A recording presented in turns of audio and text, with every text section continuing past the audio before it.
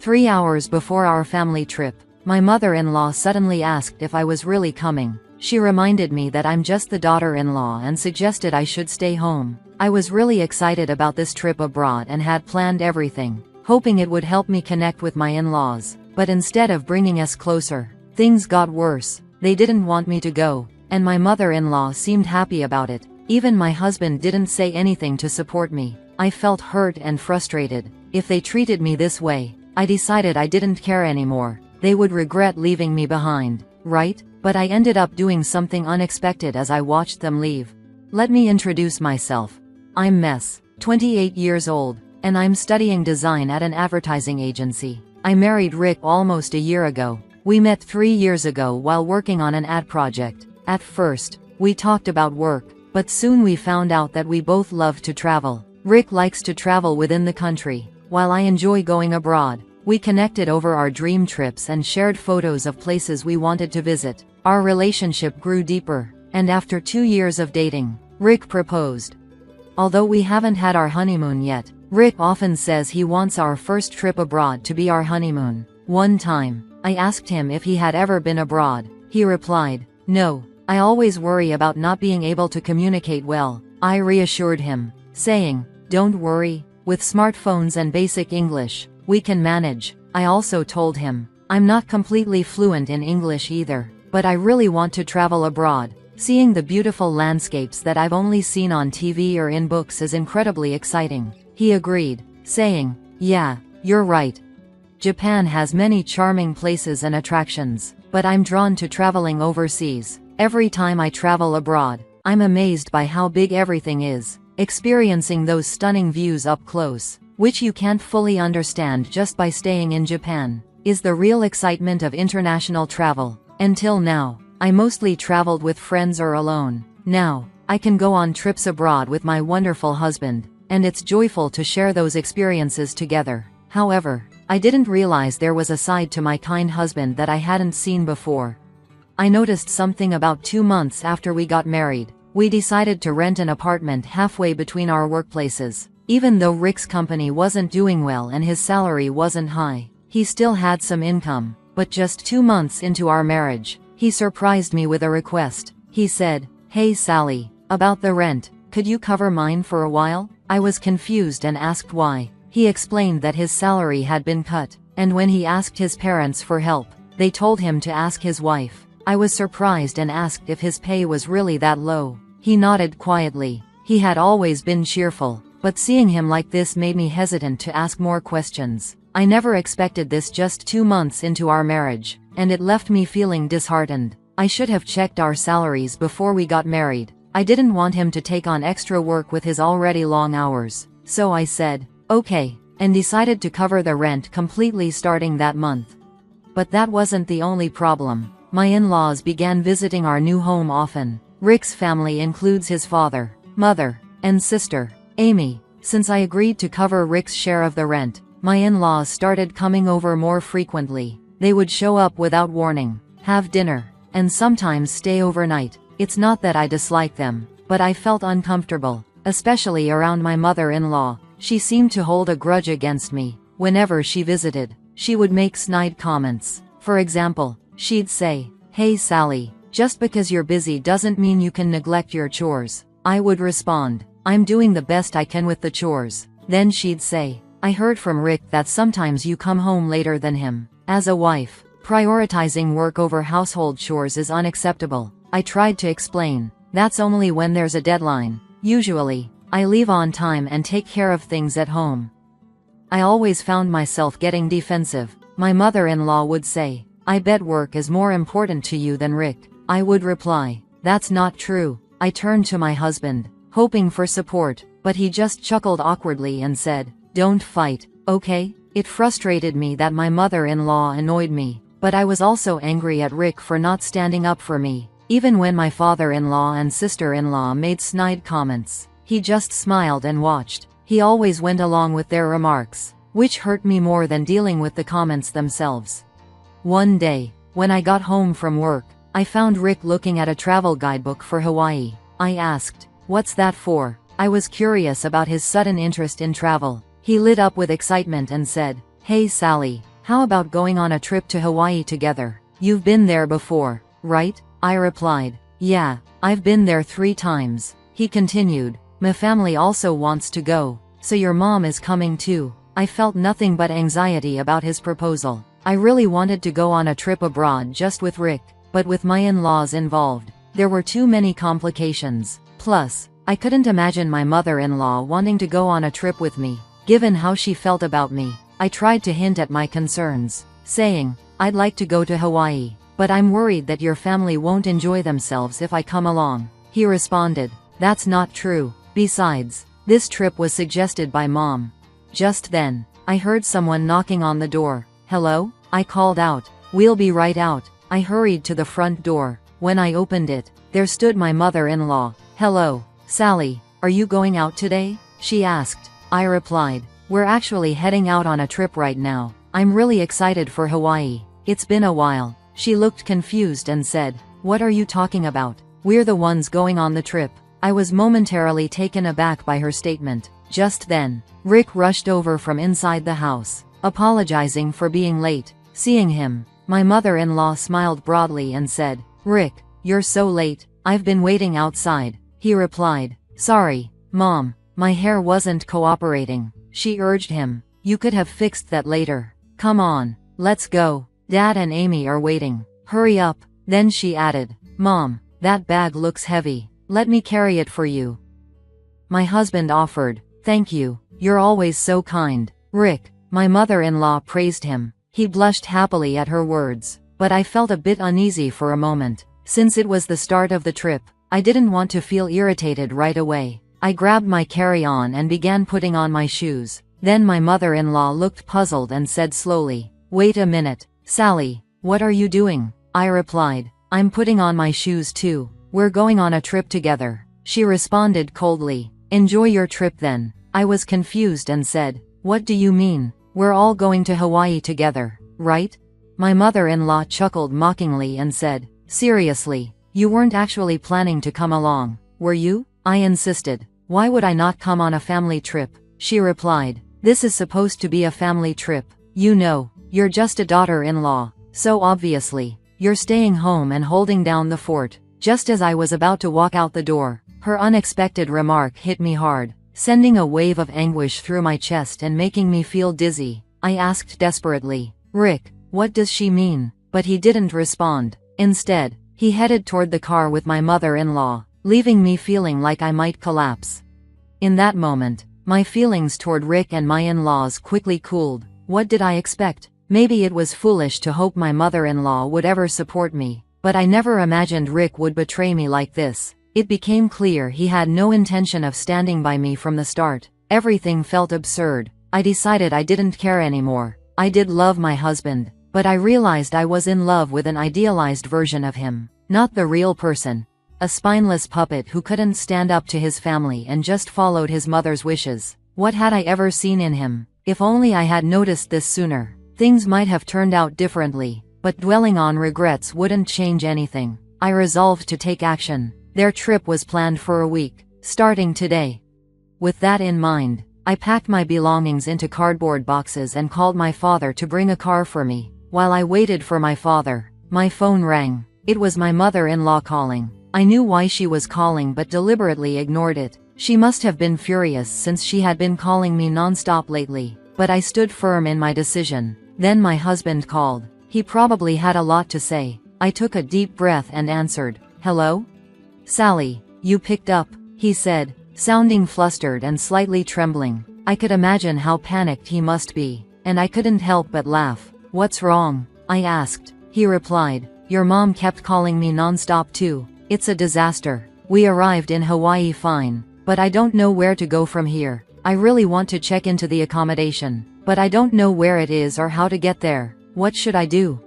"What do you mean you're asking me now?" I replied, frustrated. "You left without knowing anything, and now you're asking me?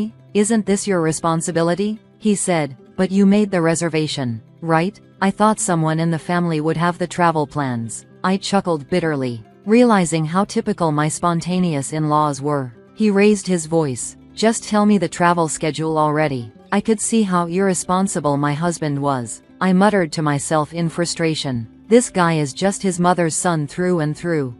I firmly demanded to know the travel schedule from him. Are you kidding me? I'm feeling seriously uncomfortable because of you guys. Why do you think only you should have fun? He protested. There's no way I'm telling you. Figure it out yourselves. I retorted sharply. That's too heartless. I'll buy souvenirs. He tried to reason with me, but I replied, souvenirs? I don't need them. Don't make a fool of me. I trusted you and put up with your family, but I've had enough. How could you? I couldn't hold back my disappointment. This incident made me realize that he was just as disappointing as his mother.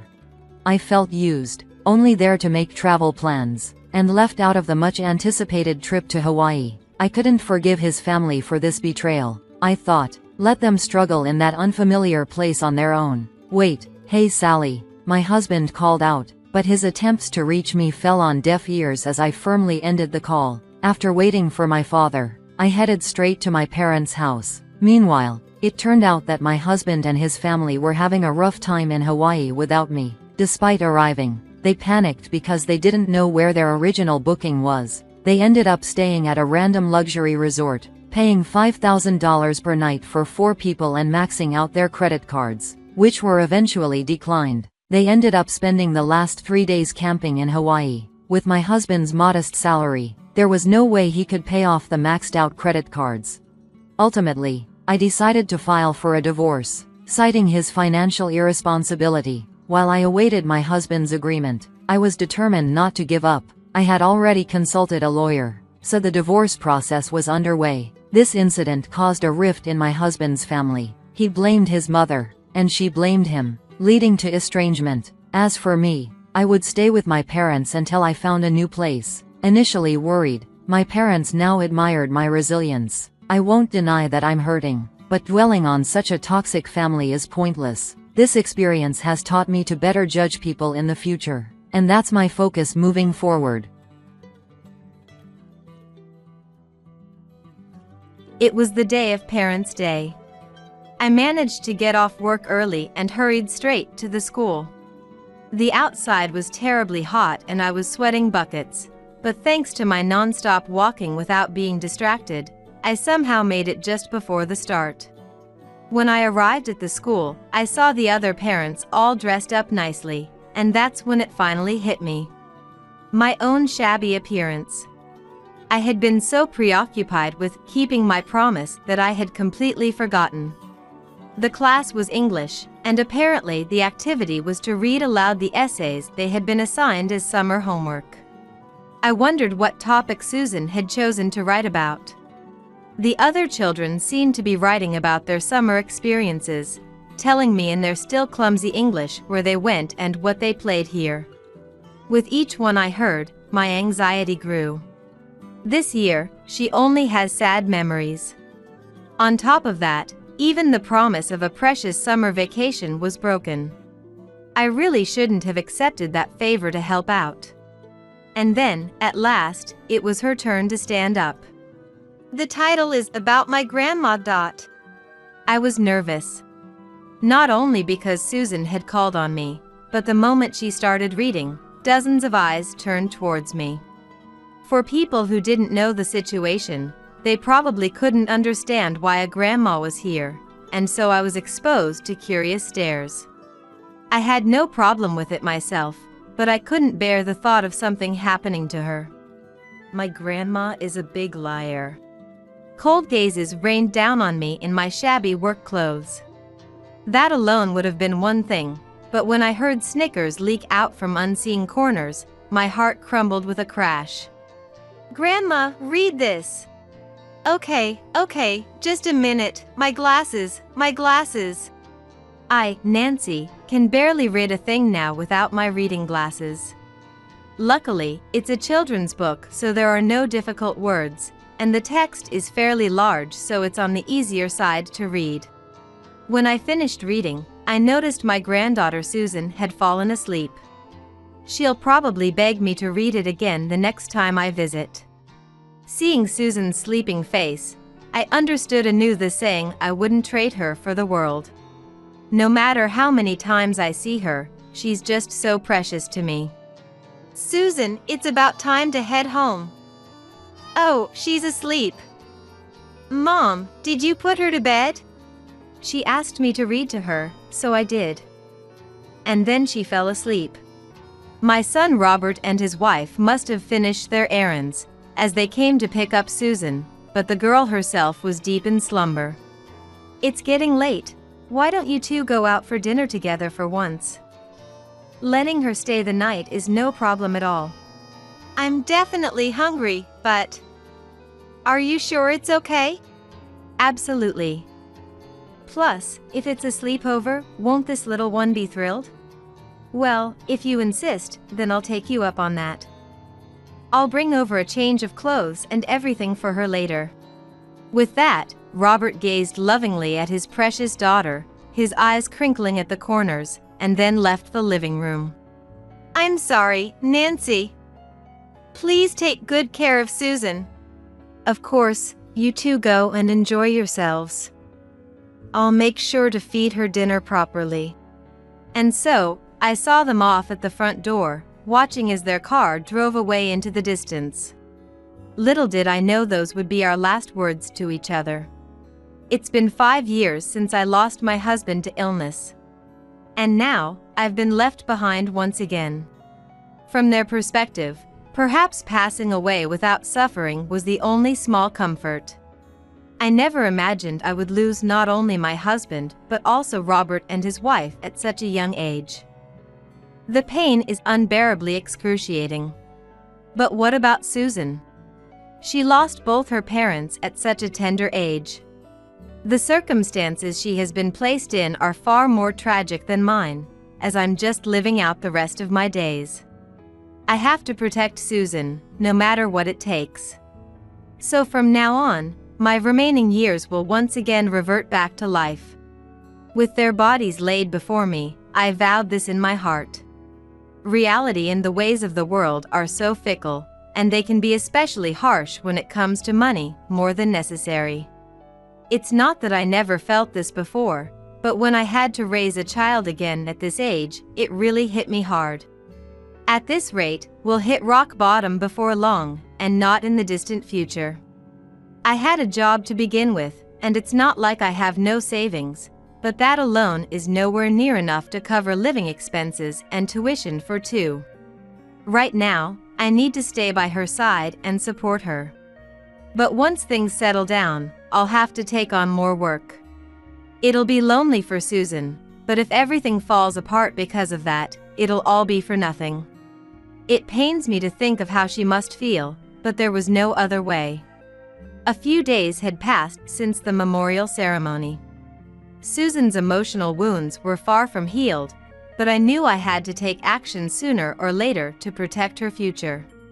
And for that, I needed Susan's cooperation too. Susan, Grandma's thinking of taking on more work.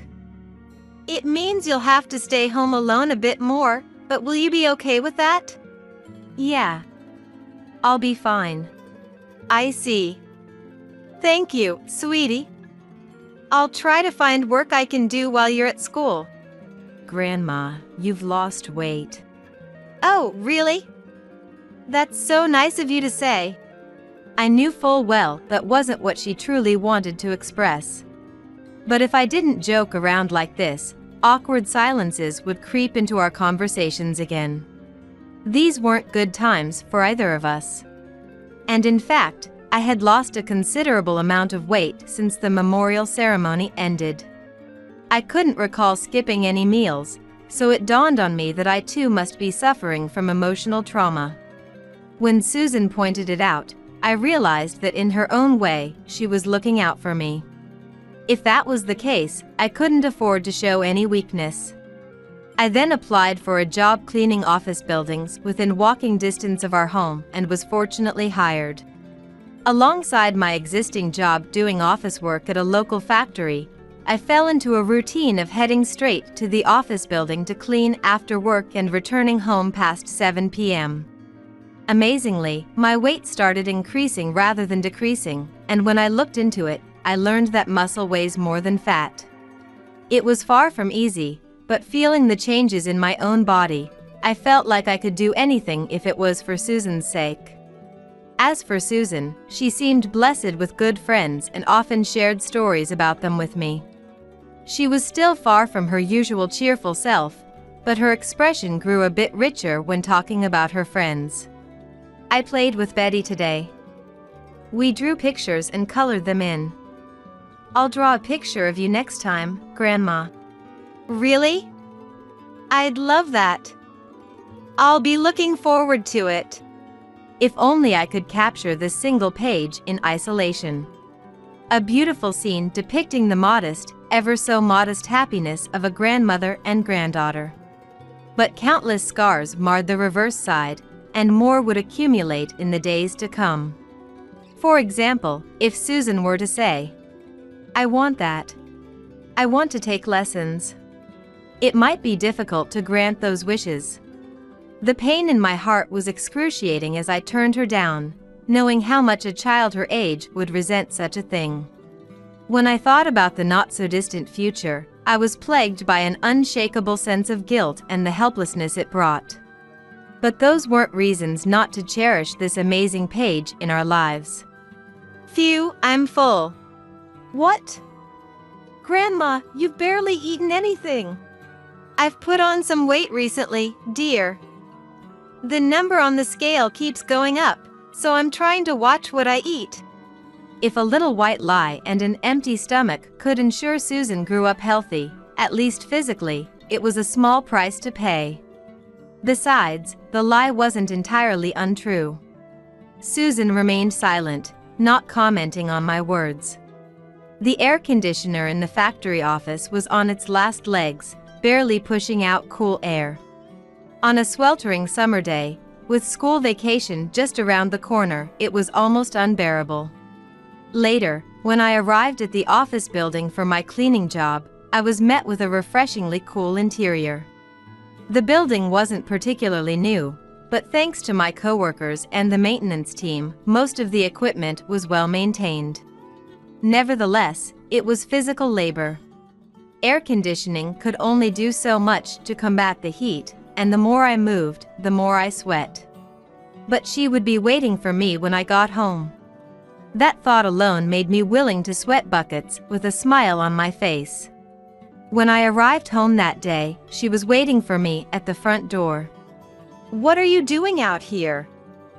"I told you to keep the AC on because it's so hot. I figured you'd be home soon, so I came out a little while ago to wait for you." The door to the living room was shut tight. If I strained my ears, I could just make out the hum of the air conditioner. "Well, as long as you're okay. So, why did you brave the heat to wait for me?" "Look at this," Susan said, a hint of pride in her voice as she unfolded a large sheet of paper.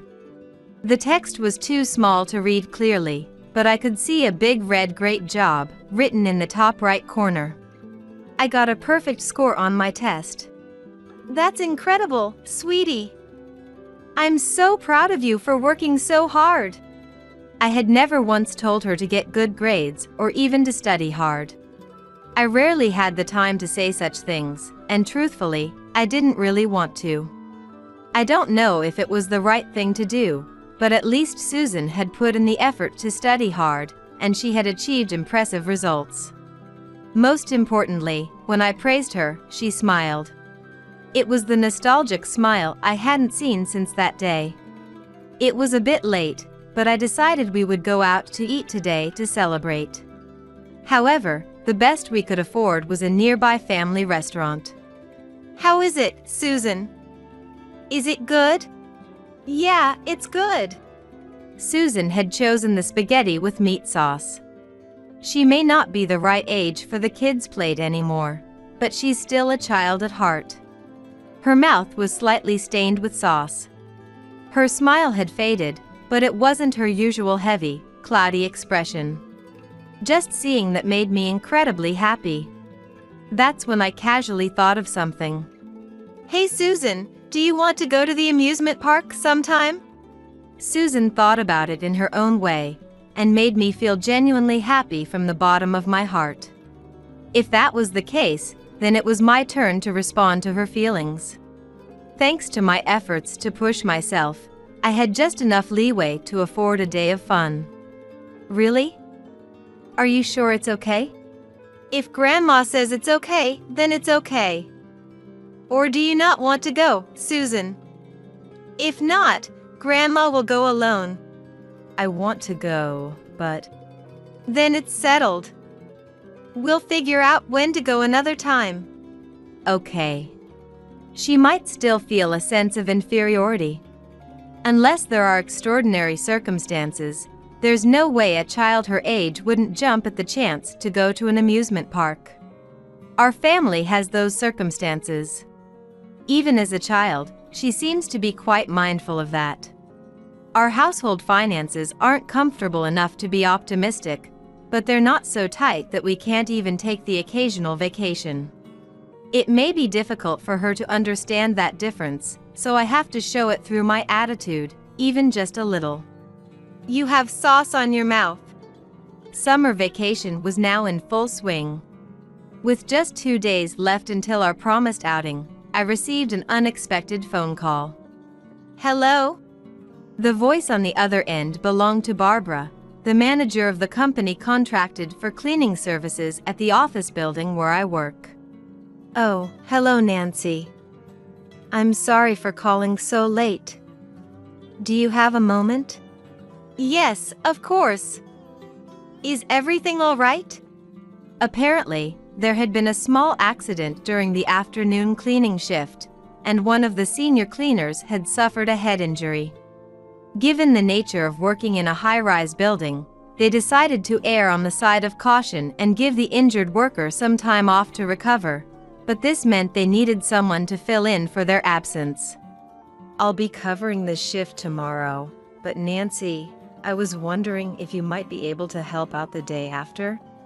I almost blurted out. Of course, no problem. But managed to swallow the words before they escaped my lips. The day after tomorrow. The day I had promised to take her to the amusement park.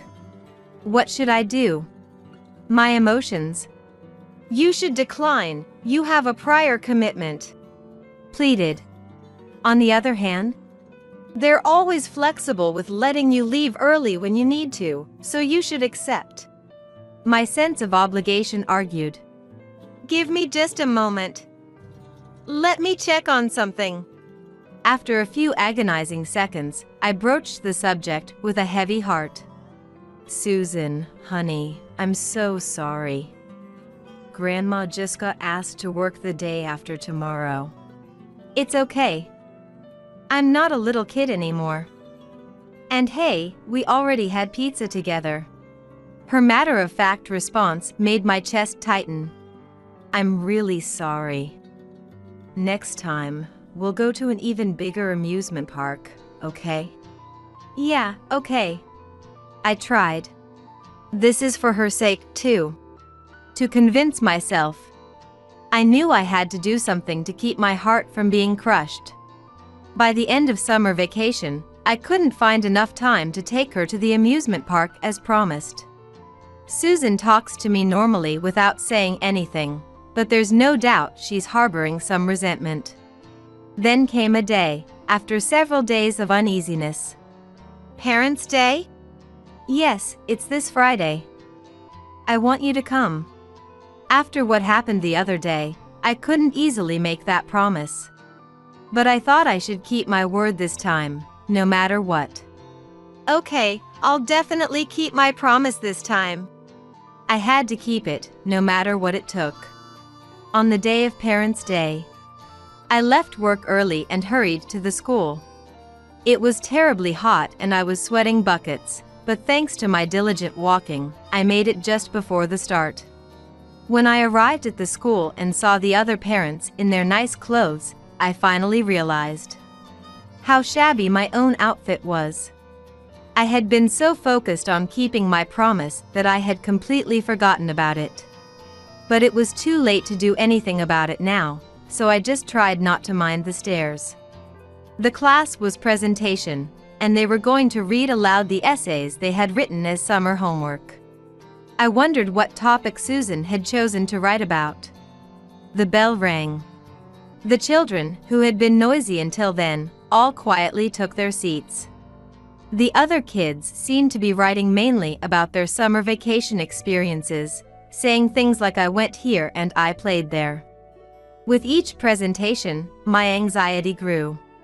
This year, Susan only had sad memories. And on top of that, her long-awaited summer vacation promise had been broken. I really shouldn't have taken that job. Finally, it was Susan's turn to stand up. Title: About my grandmother. I tensed up. Not only because Susan had called on me, but the moment she started reading, I could feel many eyes turning towards me. Anyone who didn't know the situation would wonder why a grandmother was here. And that made me the subject of curious stares. I didn't mind for myself, but I was worried sick about how it would affect Susan. My grandmother is a liar. Those unexpected words flying out of Susan's mouth pierced my heart. It seemed Susan had been holding a grudge after all, even if she didn't show it. I was the only person in the classroom who seemed old enough to be called grandmother. Cold stares rained down on me in my shabby work clothes. That alone was painful enough, but then I heard snickers from somewhere, and my heart crumbled with a clatter. I squeezed past the crowd of parents with my head bowed and left the classroom. There were still some parents in the hallway, but it was better than being in the classroom. Susan was reading her essay in a much louder voice than the other children. Thanks to that, I could hear the contents even from the hallway if I listened closely.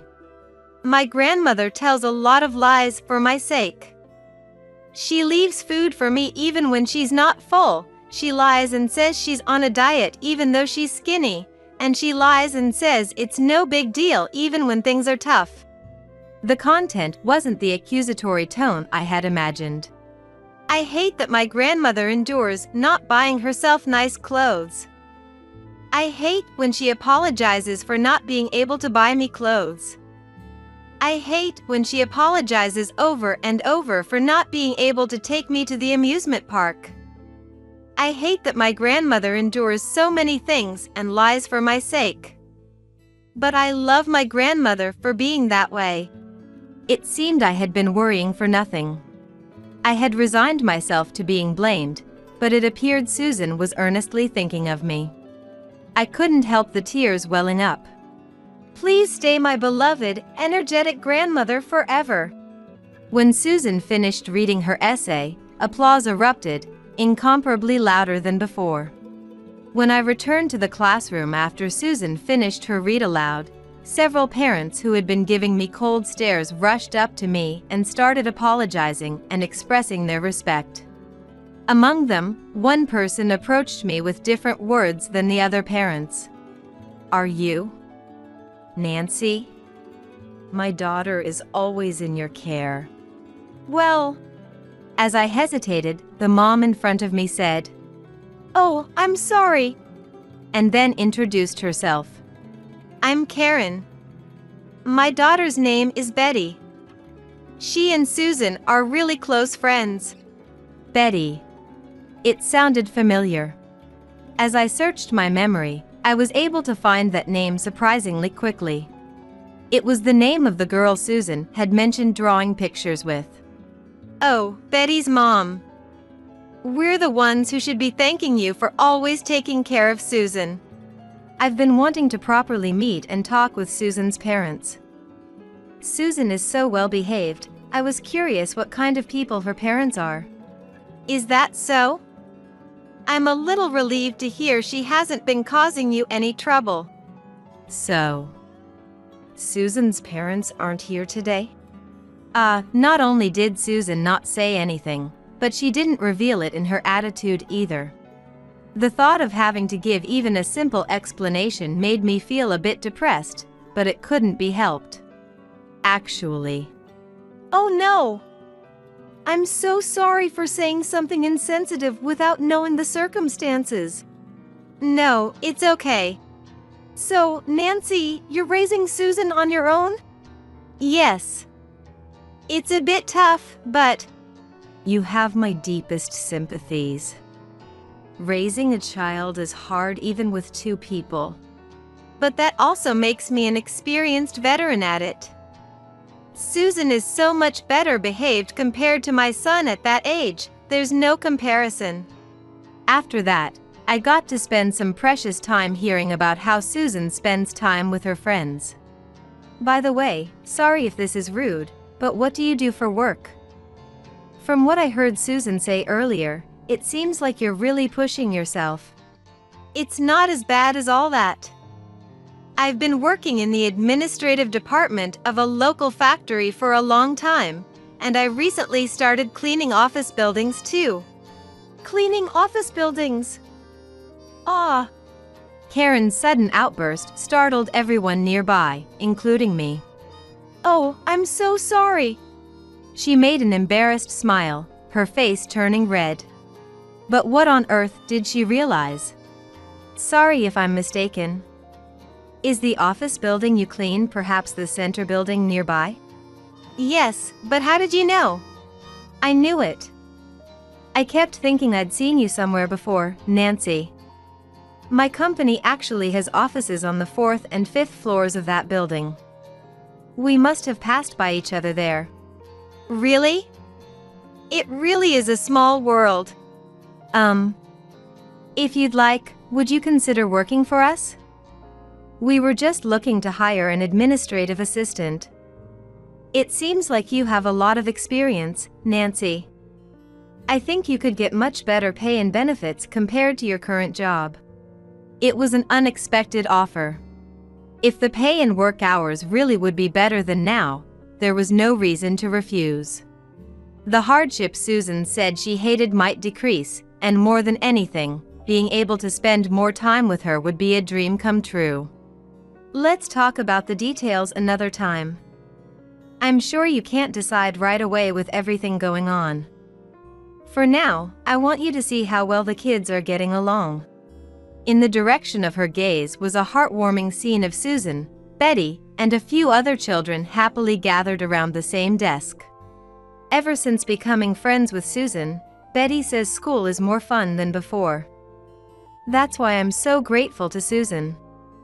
And of course, to you too, Nancy, for raising her to be such a wonderful girl. Susan maybe, but I haven't done anything special. I've just done what any parent should, even if our circumstances are a bit unique. Then please, take care of yourself, even just a little. If anything happened to you, Susan would be devastated. Maintaining my current situation of juggling multiple jobs. It might be fine now, but in the long run, if something were to happen to me, it could leave Susan alone again. And from what I heard, the salary wouldn't be much different or might even be a little higher. The more I thought about it, the clearer it became that I had no other choice. For Susan's sake, I had to take action. And so, I quit my longtime job at the local factory and as a cleaner, and became an administrative assistant at the construction company Karen and her husband ran. The senior employees who welcomed me were about a decade younger than me, and at first I was worried if I'd really be able to continue working there, but everyone kindly supported me in various ways. That alone was reassuring, but what supported me the most was Karen's presence. Nancy, it seems Susan is over at our house playing again today, so don't worry. Please feel free to go home together with her. I'm always imposing on you like this, I'm so sorry. Thank you for everything. Come on now. You don't need to be so formal. As far as I'm concerned, you're a colleague who has a child, Nancy. Karen always looked out for me, pushing me to acquire even higher level computer skills and treating me so well in every way. And it was all thanks to Susan. It wasn't just my work environment that changed. As the time I got to spend with Susan increased little by little, the way I interacted with her gradually changed too. Perhaps because she felt a bit more at ease now that my life had settled down, Susan herself was slowly starting to return to her true self, if only slightly. One day right before winter break, Susan, want to go to the amusement park? Really? I want to go this time. It's okay. I won't lie to you anymore. The wounds on her heart were surely still far from healed. They might never fully heal, even if it took a lifetime. But I could help fill those wounds. Until now, I had been too focused on the practical aspects and may have neglected that too much, just as Nancy said. Now that I could do that, even a little, the time had come for both of us to change bit by bit. Grandma is going to dress up as nicely as she can, so you need to pick out a cute outfit too, Susan. Okay. 9 years have passed since then, and today, Susan graduated from high school. She'll be going to the state university. For these past 9 years, I worked desperately as an administrative assistant at the company Karen and her husband ran, and managed to get Susan into the university she was aiming for. Susan herself also studied fiercely while working part-time, and passed the entrance exam without issue. The two of us were overjoyed just last month when it happened. I was filled with deep emotion. Grandma, thank you. What are you saying? This is the result of your hard work, Susan. That's not what I mean. I might cause you a little more trouble, but thank you for always taking care of me. I just did what I had to. I tried to say that, but the words got stuck in my throat and wouldn't come out. Instead, what came out were endless tears. Hey, I still have things I want to say, so don't cry. Susan's voice was tearful too. That time on Parents' Day in elementary school, when I called you a liar. I'm sorry. But I really hated it. The fact that I was making you suffer more because of me. So from now on, I'll be the one supporting you, Grandma. Let's stick together, okay? I'm the one who should apologize for putting you through such a hard time. I'm so happy you grew up to be such a fine young woman. My vision was blurred with tears and I couldn't see Susan's face clearly. Ah. I've gotten old. That's right, Grandma. Let's go out for pasta tonight.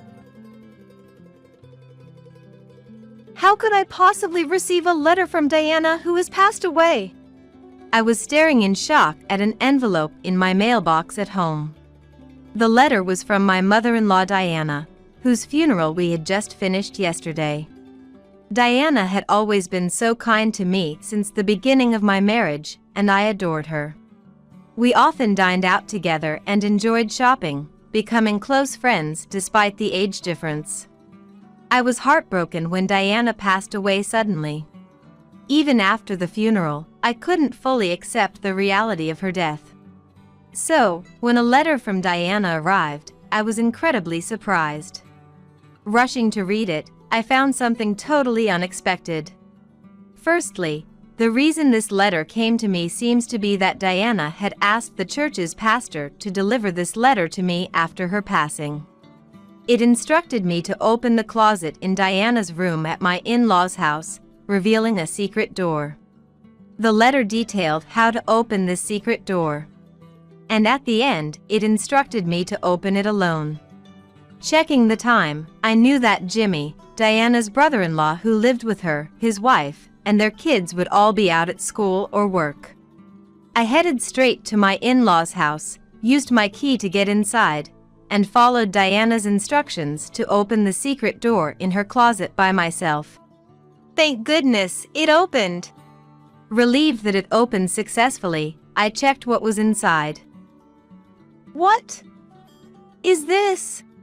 My name is Olivia. I'm a 35-year-old web designer working remotely.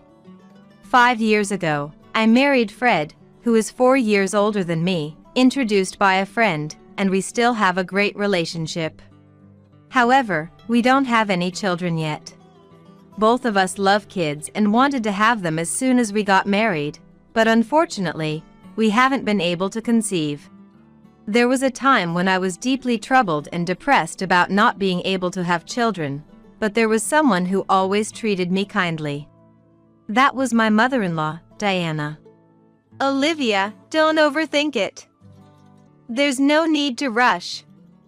How about we go to the new waffle shop by the station to change your mood? Diana always encouraged me and spoke kindly to me. She was bright, kind, and empathetic. I loved her for that. Diana saved me many times, and gradually, I worried less about not having children. My desire for children hasn't changed, but we've decided not to undergo serious fertility treatments and let nature take its course. My husband, Fred, often travels for work, so when Fred is away, Diana and I would go out for meals or shopping, just like friends despite our age difference.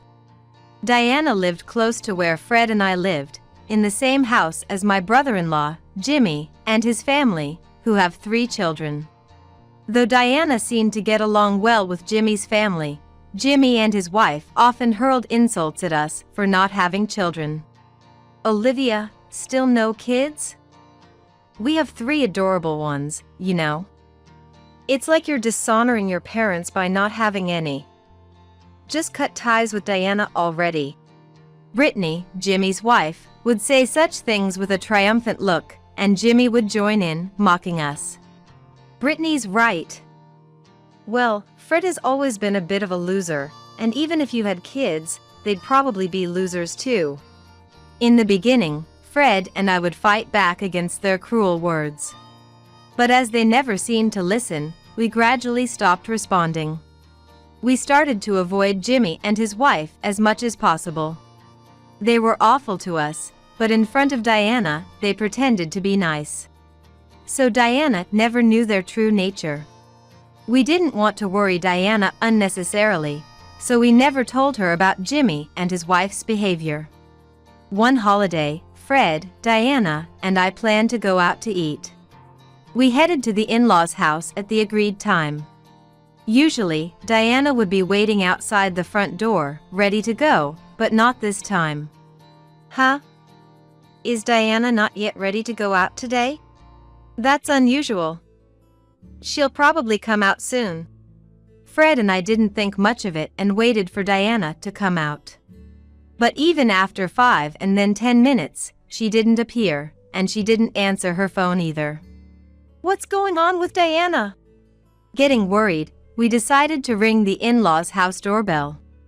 When there was no response, we used our spare key to enter. Hey, Mom! Fred called out as we entered, but there was no answer. Feeling uneasy, we hurried to find Diana and discovered her collapsed in a room. Diana! I screamed as I ran to her, and Fred immediately called an ambulance. The in-laws' house was empty, as Jimmy and his family must have been out, leaving no one there but Diana. The ambulance arrived in about 8 minutes, and Diana was immediately taken to the hospital, but unfortunately, she passed away. It was a stroke. Fred and I couldn't accept the sudden departure of Diana from our lives. We both cried so much we thought we might run out of tears. However, there was much to be done, such as preparing for the funeral. We couldn't remain saddened and withdrawn forever. The funeral was to be a small affair with just close relatives and family, with Diana's eldest son, Jimmy, serving as the family representative. For Diana's sake, Fred and I began preparations in coordination with Jimmy. Yet, even as we contacted relatives and met with the church, I sensed an air of reluctance from Jimmy. He didn't seem to mourn Diana's death, but at the funeral, he fulfilled his duties as a family representative, at least minimally. However, after a brief chat with the relatives, I immediately called for Fred. Since I left the gathering so abruptly, the relatives looked at Jimmy with displeasure. Furthermore, at the meal with relatives after the funeral, Jimmy was the first to take his seat and showed no intention of standing up again. Even if Fred made greetings, he just drank beer. Brittany, too, was just drinking beer beside him. So Fred and I hurriedly went around to the relatives, thanking them for coming and sharing memories of Diana. Perhaps influenced by their parents' behavior, Jimmy, and Brittany's 3 children were engrossed in their handheld gaming devices, laughing loudly and playing with each other, an inappropriate behavior for a post-funeral gathering. None of Jimmy's family seemed to mourn Diana's death. The relatives must have sensed their attitude as they avoided speaking with Jimmy and his wife, choosing instead to share their farewells and memories with Fred and me. Even as the relatives' attitudes changed overtly, there was no change in Jimmy's family's behavior. They kept ordering beer after beer, talking about the inheritance and plans for vacationing during their break. It was disrespectful, considering how much Diana had done for them during her life. I couldn't help but look at Jimmy's family with disdain. The next day, Fred left early to take care of various formalities. Alone at home, I went to check the mailbox for the newspaper and noticed an envelope inside. Who could it be from? I picked up the letter to check, and to my surprise, it was addressed to me and the sender was none other than Diana. How could there be a letter from Diana? Surprised, I went back into the living room to open the letter. The letter contained something entirely unexpected. It appeared that Diana had arranged with the church's pastor to send this letter to me after her passing. The letter included instructions to open the closet in Diana's room at the in-laws' house, how to find and open a hidden door within the closet, and the contact information of a lawyer Diana had dealings with. The final instruction was to ensure I opened the closet alone. I read Diana's letter over and over. Though Diana was slender, her handwriting was large and forceful. Indeed, the powerful signature that seemed to embody Diana's very essence made me take a deep, refreshing breath. Deeply moved, I looked at the clock. 9 a.m. The in-laws' house should be empty now. I murmured to myself, quickly got ready, and headed to the in-laws' house. The children should be at school by now, and Jimmy and his spouse likely left early this morning. I saw on Brittany's social media this morning that she and Jimmy were going out together. Despite it being the day after Diana's funeral, they seemed to be sending the kids to school and boasting about enjoying their day off using vacation time. If that post was accurate, no one would be at the in-laws' house. I had to go now. I couldn't be sure when another chance would come. Using my key, I opened the door to the in-laws' house and entered slowly. The absence of Diana's welcoming smile made my heart ache. Holding back the pain in my chest, I went into Diana's room. Opened the closet, and then reached for the hidden door inside, just as the letter had instructed. Thank goodness, it opened! I sighed in relief upon opening it successfully, and checked what was inside.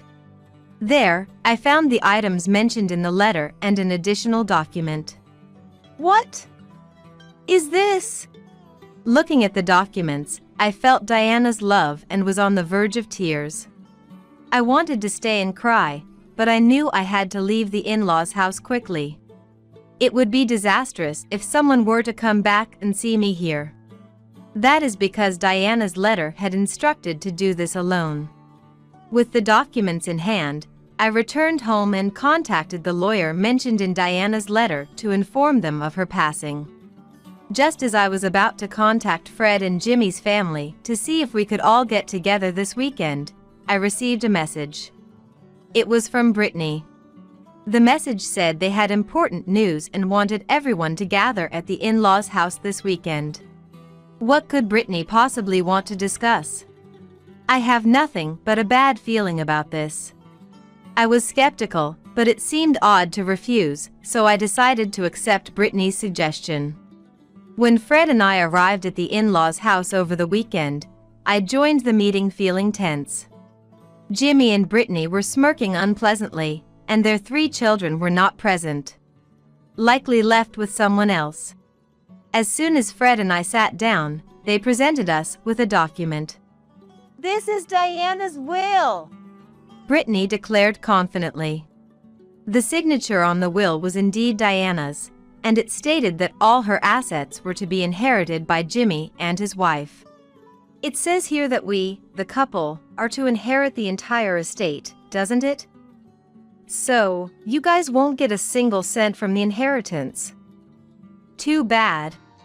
Jimmy laughed vulgarly, his face twisted in an ugly grin.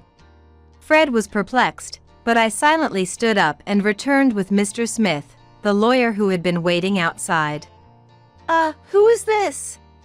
Jimmy and Brittany were confused by the sudden appearance of the lawyer. Fred was also surprised, not knowing the lawyer had been waiting outside. "This is Mr. Smith, a lawyer who Diana had been close with for many years." I introduced him briefly, and Jimmy and Brittany's expressions turned to anger. "A lawyer? Why did you bring someone like that here?" It was Diana's instruction. She wanted Mr. Smith to help with the property settlement agreement to make things smoother. Jimmy shouted, "We don't need a lawyer!" He slammed his hand on the table and gestured to Diana's will with his chin. "Mom left a will. We don't need a lawyer with this." At that, Mr. Smith calmly raised his hand. "Are you certain this document was entirely written by Diana herself?" In response to that question, Jimmy raised his voice. "Of course it is." Mr. Smith shook his head sadly at the scene. "This cannot be recognized as a valid will. A holographic will must be entirely handwritten by the person themselves." Mr. Smith pointed out that the word will at the beginning and Diana's signature at the end were indeed handwritten. However, the rest of the document looked like it had been printed from a computer. The once noisy living room fell silent. In a panic, Jimmy reached for the will and brought it closer to himself. But that changed nothing. The printed, neat text remained unchanged. The handwriting of the signature and the rest of the document differs. Could this will have been forged? At Mr. Smith's suggestion, Jimmy and Brittany visibly trembled. "What are you talking about? We would never do such a thing. Why are you being so paranoid? And even if it was forged, what then?" Mr. Smith responded to Brittany's words. "Forging a will is a serious crime." Jimmy and Brittany's faces turned pale. They were flustered, shouting incoherences and making excuses. At this moment, Mr. Smith delivered the crucial information. "Olivia has a notarial will, so this will is invalid." "What?" Jimmy and Brittany were astonished, their eyes wide open. "What's that? We weren't informed." The letter from Diana that I had received mentioned that a notarial will was hidden behind the secret door in the closet. "We didn't know either until we received a letter recently. Diana revealed the location of this will in it." The letter contained not only practical matters but also explanations about why the notarial will was made and why it was disclosed to me. Diana had been feeling her health decline recently and prepared a will, but it seemed she suspected that Jimmy and his spouse might tamper with it. I had assumed Diana was completely unaware of Jimmy and his spouse's true nature, but it appears Diana had some inkling of their greed for money. The notarial will stated that the estate was to be equally divided between Jimmy and Fred. "What? How could she have prepared something like this?" Jimmy and Brittany were in shock, their eyes wide with astonishment. At that moment, Jimmy seemed to have an epiphany and exclaimed loudly, "That's right! But the beneficiary of Mom's life insurance is me, isn't it? It must be set to me, the eldest son." To Jimmy, who was shouting with his eyes blazing, I announced in a cold voice, "In addition to the notarial will, Diana also entrusted me with a life insurance policy. I am named as the beneficiary." Inside the hidden door of the closet, there was not only the notarial will but also the life insurance policy. Jimmy and his wife stared at the notarial will and the life insurance policy in disbelief. "I didn't hear about this. I don't know anything about this. It's normal not to be notified when the beneficiary of a life insurance policy is changed. Jimmy protested, banging on the table, but Mr. Smith was firm. Fred, looking puzzled, asked me, When did Mom entrust Olivia with these? I had no idea. Did she not want to tell me? I smiled at Fred and explained. It was written in the letter from Diana.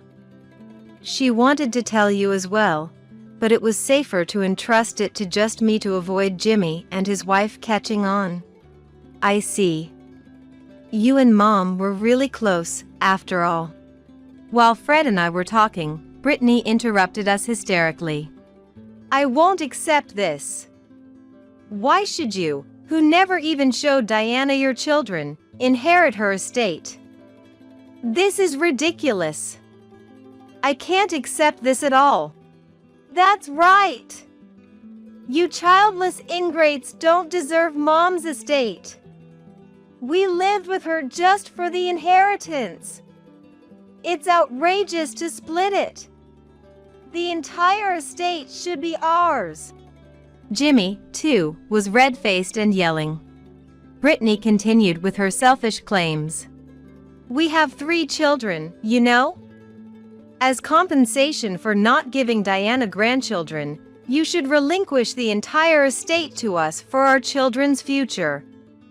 We, who gave her 3 grandchildren, are far more worthy than you. So, the estate should all be ours.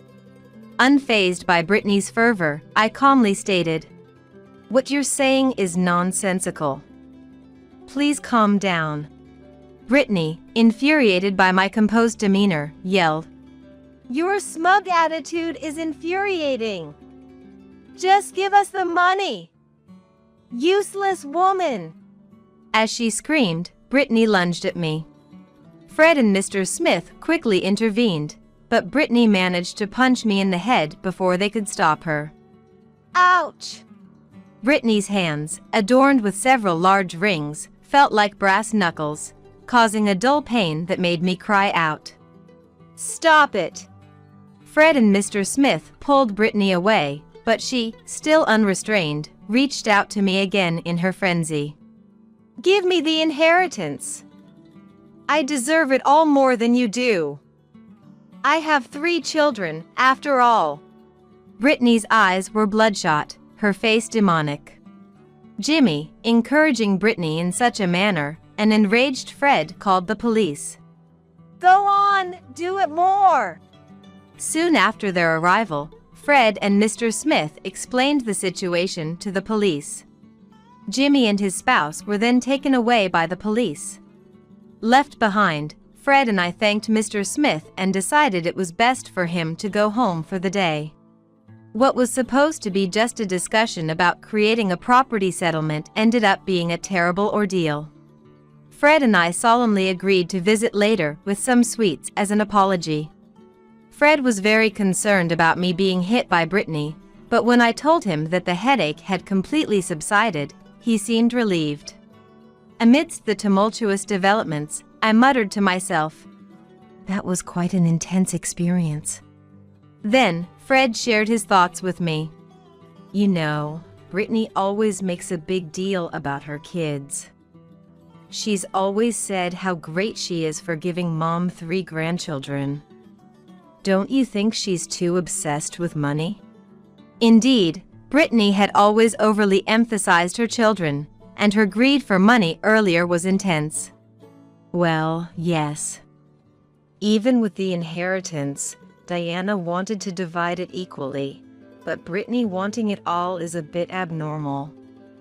The look on her face when she was hitting me was terrifying. Right? It's kind of abnormal. Fred fell silent, lost in thought. What's wrong? Is something bothering you? I asked, unsure of what Fred was getting at. Yeah. There's something I've been thinking about. I want to suggest to my brother that we should do DNA testing for his 3 children. I was taken aback by Fred's unexpected suggestion. DNA testing? Yes. And I'm thinking of suggesting an investigation into Brittany's background too. Something just doesn't sit right with me. It's just a hunch. Although I felt it might be unnecessary, I knew Fred's instincts had often been right in the past. All right. If you think so, let's propose it to Jimmy. When Fred brought up the matter with Jimmy, Jimmy ridiculed and yelled at him fiercely. Just because you can't have kids, don't go doubting mine. Though Jimmy shouted in protest, he snatched the DNA testing information from Fred as they parted, which might indicate some underlying concern on his part. The first results to come in were from the DNA testing of Jimmy and the children. It turned out that the two youngest were not biologically related to Jimmy. I had my suspicions about the youngest since they didn't really resemble either parent, but the middle child too. Fred was speechless. Perhaps motivated by the results, Jimmy also conducted a thorough investigation into Brittany's background. It was revealed that Brittany had relationships with multiple men even before marrying Jimmy. Moreover, she had recently been discovered by the wives of her lovers, who then demanded compensation from her. Brittany, who spent more time at home than Jimmy, had been meticulously hiding this correspondence. The total amount of compensation demanded was far beyond what could be covered by Brittany's salary or savings. As a result, Brittany was desperately trying to secure Diana's entire estate for herself. Naturally, this led to a violent confrontation between Jimmy and Brittany, throwing objects at each other and engaging in a physical fight. Their confrontation escalated to the point where blood was shed, and a neighbor, unable to tolerate the noise any longer, called the police. The arriving officers ended up taking both parties away. Already under scrutiny for forging Diana's will, now they've committed an assault as well.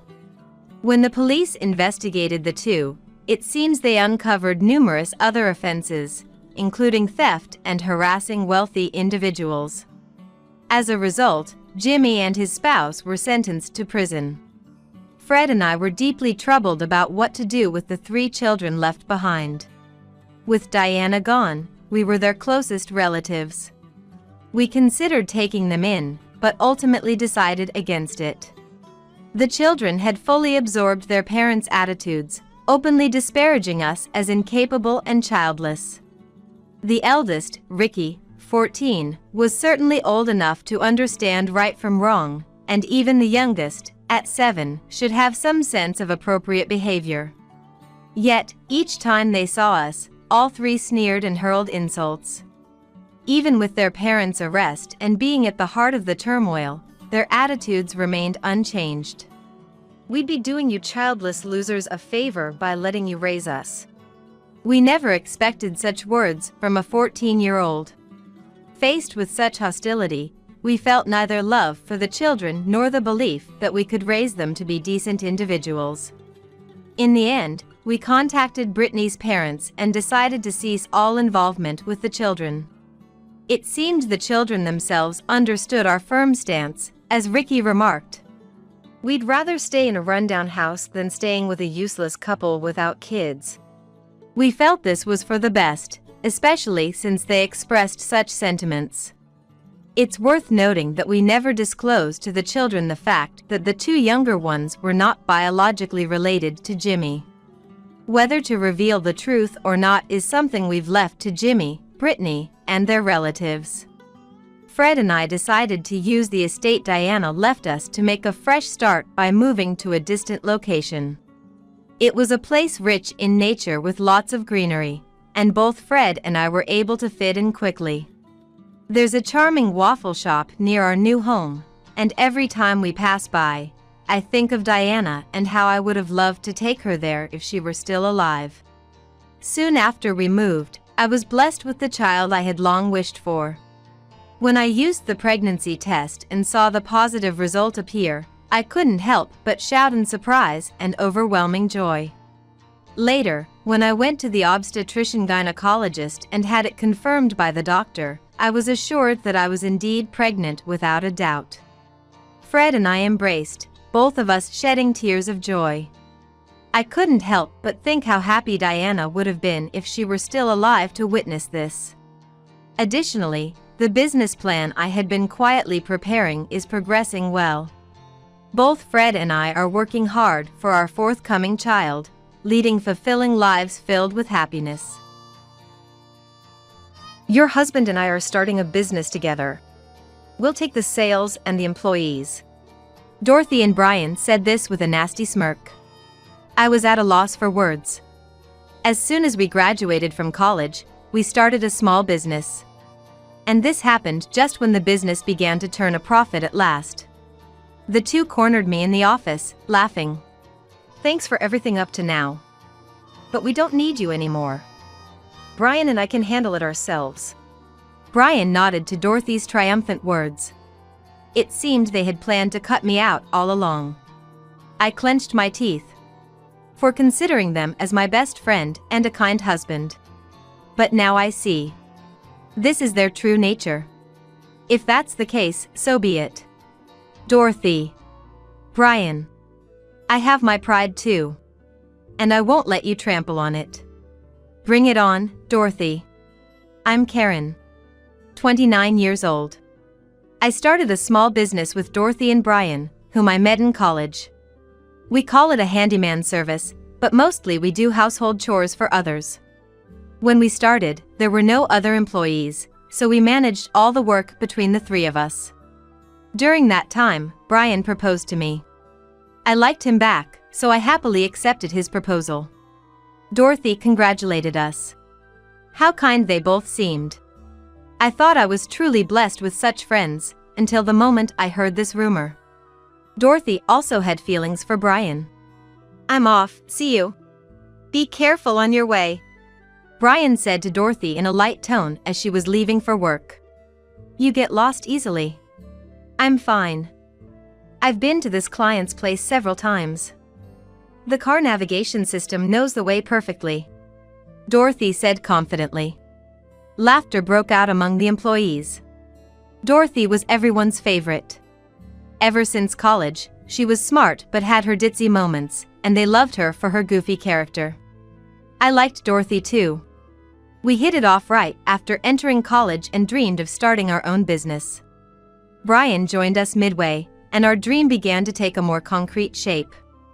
And now, here we are, living that dream. Brian, you should go with her, I'm worried. Ah, Karen, you sure are demanding.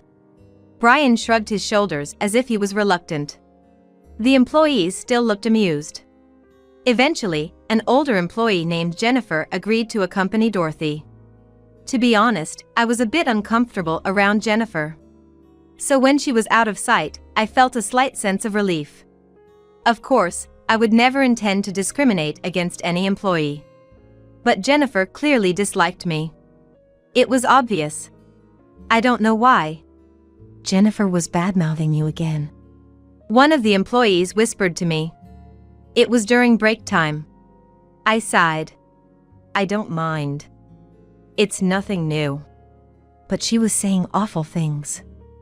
Something like Brian was Dorothy's boyfriend and that you stole him. What? I dropped the documents I was holding. They scattered across the table. As I hurriedly gathered them up, I tried to muster a smile. That's terrible. Brian has only ever been interested in me. But according to Jennifer, Brian and Dorothy were the real couple, and I was just in the way. But it was Brian who confessed his feelings to me, and Dorothy never said anything about it. It must be just another baseless rumor. Why does Jennifer always speak ill of you? I don't know. All I could do was shake my head. Jennifer is 63, a veteran among the staff. All I knew was that she lived with her eldest son and his wife after her husband passed away. Just an ordinary woman. So why does she dislike me? Why spread such awful lies? I don't understand. I don't know how to deal with it because I don't understand. Of course, she wasn't always like this. When did it start? Right, it was. On the way home from a welcome party for Jennifer, which was also a get-together with booze. Maybe it was that day. That day? You know, Dorothy is a lightweight. She suddenly started crying that day. Jennifer was comforting and encouraging her, and it started the day after that. Jennifer was a normal woman. But after that day, she began to dislike me. Why? Oh, that makes sense. Another employee, who had been doing paperwork, chimed in. It's well known among us. Dorothy badmouths you when she's drunk. What? I blinked in shock. Hey, that was supposed to be a secret. It's not something that can be hidden forever. Karen, you better be careful around Dorothy. Although, Jennifer is the only one taking the gossip seriously as for now. The male employee said languidly and returned to his work. I was overwhelmed with disbelief. Dorothy, speaking ill of me. Yes. The first employee spoke again, looking uncomfortable. Dorothy starts talking the moment you're out of sight. It's all made-up stories, terrible gossip. No way. I thought this must be some kind of joke. Dorothy is my best friend. I can't believe she would say bad things about me. But the worst part is Brian. Brian? I wondered why Brian was being brought up in this context. As my expression darkened, the employee continued with difficulty. Brian, no matter how awful things Dorothy says, he just laughs and seems to enjoy it, even egging her on. That can't be true. I had stood up from my chair. I picked up my mobile phone. I called Dorothy. Hello. Hey, stop joking around now. What joke? Apparently Jennifer is badmouthing me because of you. That's a horrible story, right? Well. Dorothy paused, seemingly deep in thought. I was hoping she would quickly declare her innocence. Dorothy wouldn't betray me. Hey, Dorothy. What? It was Dorothy's usual, cheerful voice. I felt relieved. After all, what the employees said must be false. Jennifer must have badmouthed me so persistently that everyone started to make up this joke. Seriously. So you found out all of it? Huh? I blurted out in a daze. What did Dorothy just say? I was planning to gradually increase my allies, but no one else fell for it except Jennifer. Maybe it's time to try something different. Dorothy, what are you talking about? Just kidding. Wait, what? The next moment, Dorothy burst out laughing. Don't take it seriously, we're friends, right? I would never do such a thing. Right. I slumped back into my chair, feeling drained. The employees looked at me anxiously. Dorothy was laughing on the other end of the phone. Innocent and lovely Dorothy. She was like everyone's idol. Even now, she's popular among the employees. I like her, too. I thought I did. It was all a lie, right? Yes, all lies. Dorothy's affirmation. Jennifer's attitude, and the employees' rumors. I couldn't tell what was true anymore. About Jennifer. I hesitated. Honestly, I didn't want to talk about it. But Jennifer's attitude towards me was strange. I intended to discuss it with Dorothy and Brian. What's up? She's very harsh towards me. I just think it's going to be hard to work with her moving forward. You're not thinking of firing her, are you? Brian looked at me sternly. Dorothy's smile had faded too. I was unable to look into their eyes, and I looked down. But her gossiping is crossing the line. It must be hard being talked about like that. Dorothy seemed to sympathize with me. She's kind after all, I thought. Then Dorothy said, "But it's funny to watch, isn't it?" What? Nothing. Karen, think it over. Jennifer is our ace employee, and we've worked together for so long. It would be too cruel to fire her now. I think so too. Their opinions were the exact opposite of mine. Indeed, many clients have specifically requested Jennifer. Plus, Jennifer was the first employee we hired after starting the company. I have some kind of attachment to her too. But, like I said before, Jennifer's harshness towards me is because of Dorothy. There are rumors about that. If it's not just me, but Dorothy's reputation falls too. That's unavoidable, Dorothy said with a troubled expression. Because, well, it's the truth. Dorothy. I sighed. Lately, Dorothy has been teasing me excessively. She's manipulating Jennifer to take my place. Even though that can't possibly be true. Really, Karen, you're too nice, Brian suddenly said. I looked at him in surprise, and Brian had a smile on his face. A very unpleasant smile. What Dorothy is saying is true. I was dating Dorothy. Brian, not you too. But along the way, he got greedy. You were better in both grades and popularity. If anyone was to be the boss, it had to be you. So Brian left me for you, Karen. They took turns speaking. Words I didn't want to hear. Stop it. But Karen, you're too naive, aren't you? With that attitude, you can't compete with the cunning folks in other companies. Stop it! I shouted. My throat hurt from suddenly raising my voice. As I rubbed my throat, Dorothy started laughing.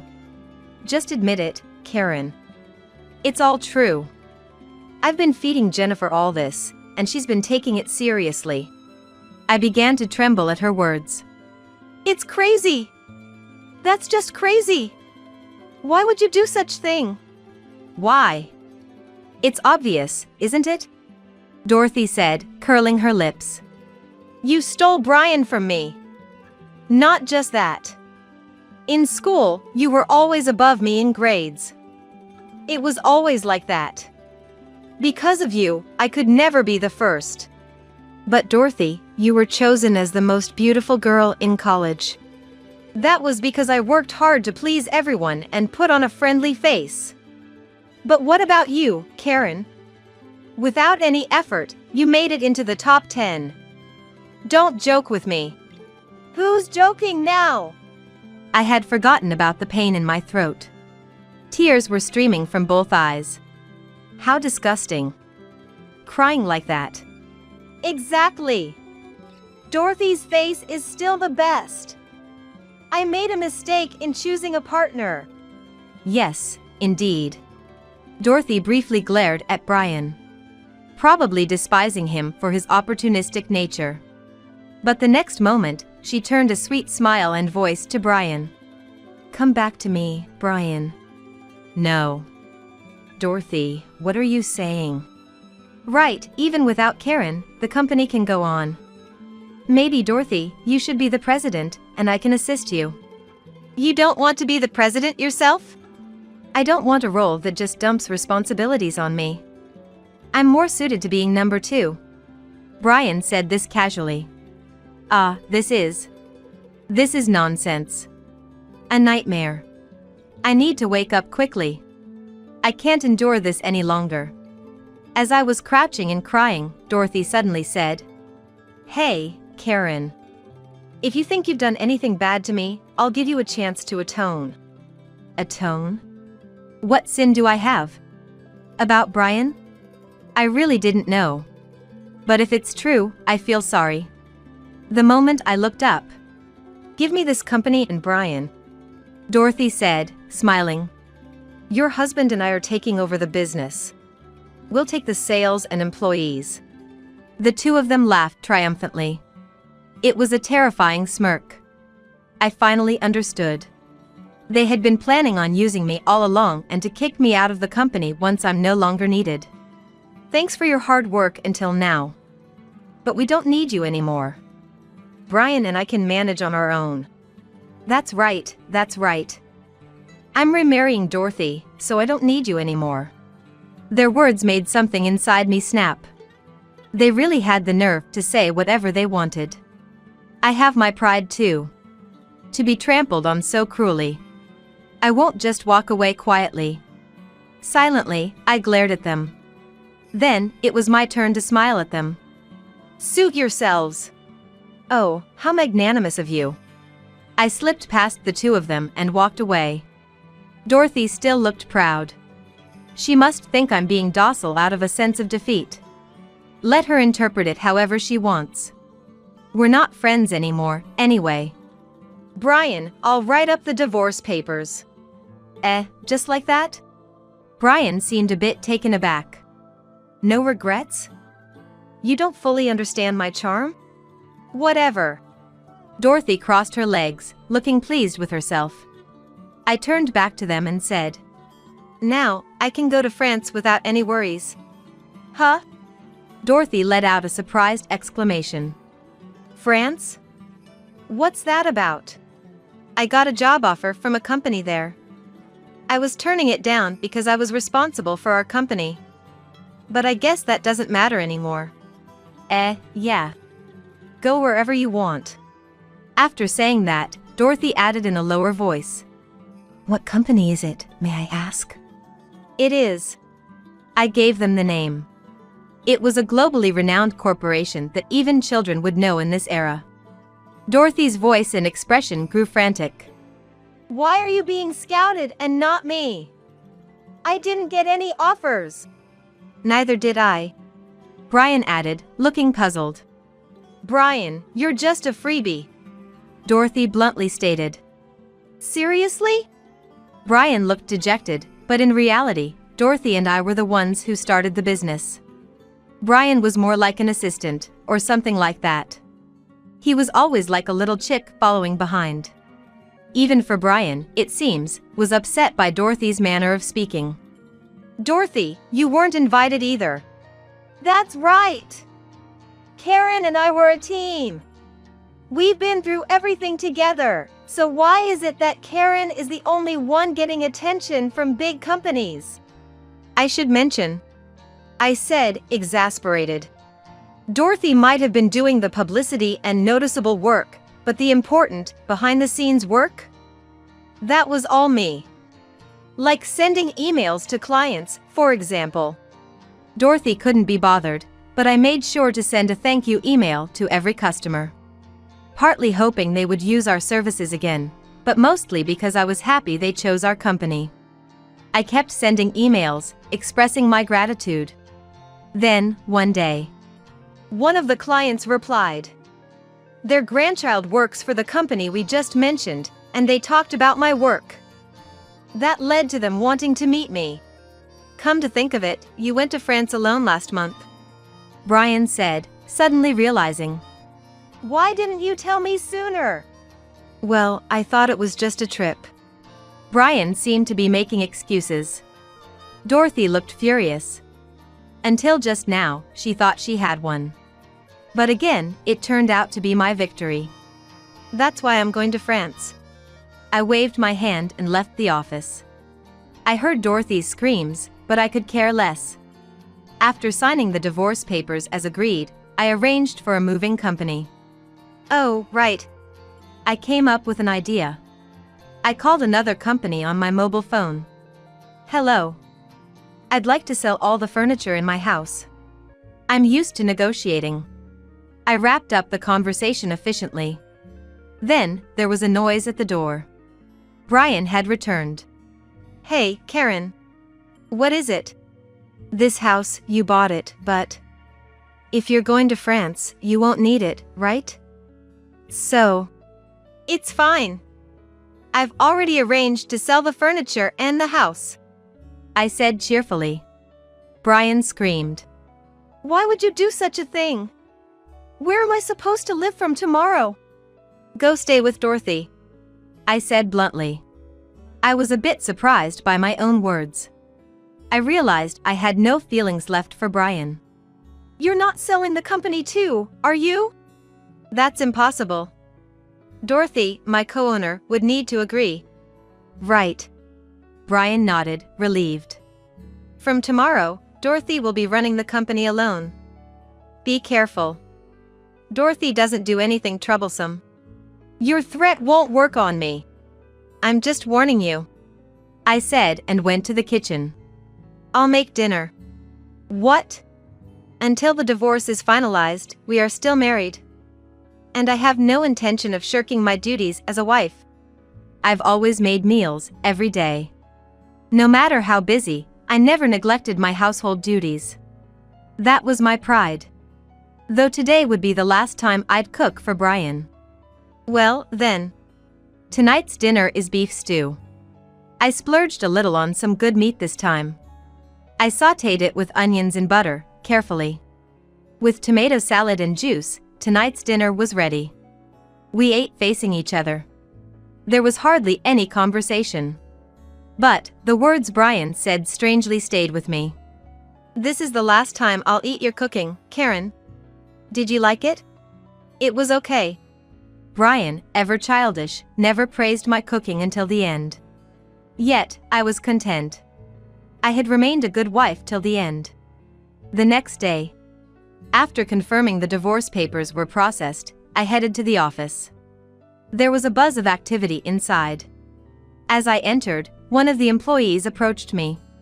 Karen, is it true you're being forced out of the company? It's true. I explained again that I was leaving the company and heading to France alone. A murmur spread among the employees.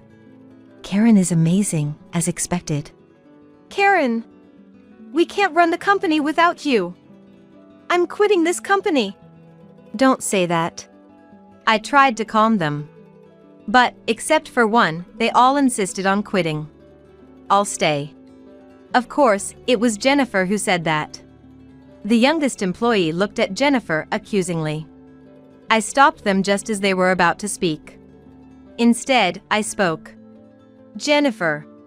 Yes? Her reply was curt, as I had grown accustomed to. In fact, thinking I wouldn't hear her voice again made me somewhat sad. Dorothy is flashy and loves attention. Brian is indecisive and rarely takes initiative. Please take care of those two. That's what I was planning to. Jennifer glanced at me and nodded. As if she had figured it out all along. Even if I'm the only employee left, I will support them. I'm not like the other ungrateful employees. What did you say? Stop. I held them back while looking around the office. I had done well to grow the company this far. What would become of it now, losing all employees except Jennifer? I wouldn't be there to see it anyways. Karen! What are you doing in our company? Dorothy's voice rang out. This place was no longer mine. Her footsteps were my cue to leave the office. Next, I headed to a restaurant arranged by the client. And their grandchild waiting for me. We parted with smiles. But I didn't take up their offer. I still had things to do in Japan. What do you think you're doing? Dorothy barged into my office while I was working. I looked at her face while sitting. What?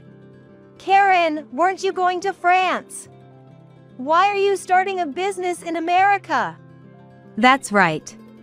In the end, I didn't go to France. Instead, I decided to start over in America. The reason was simple.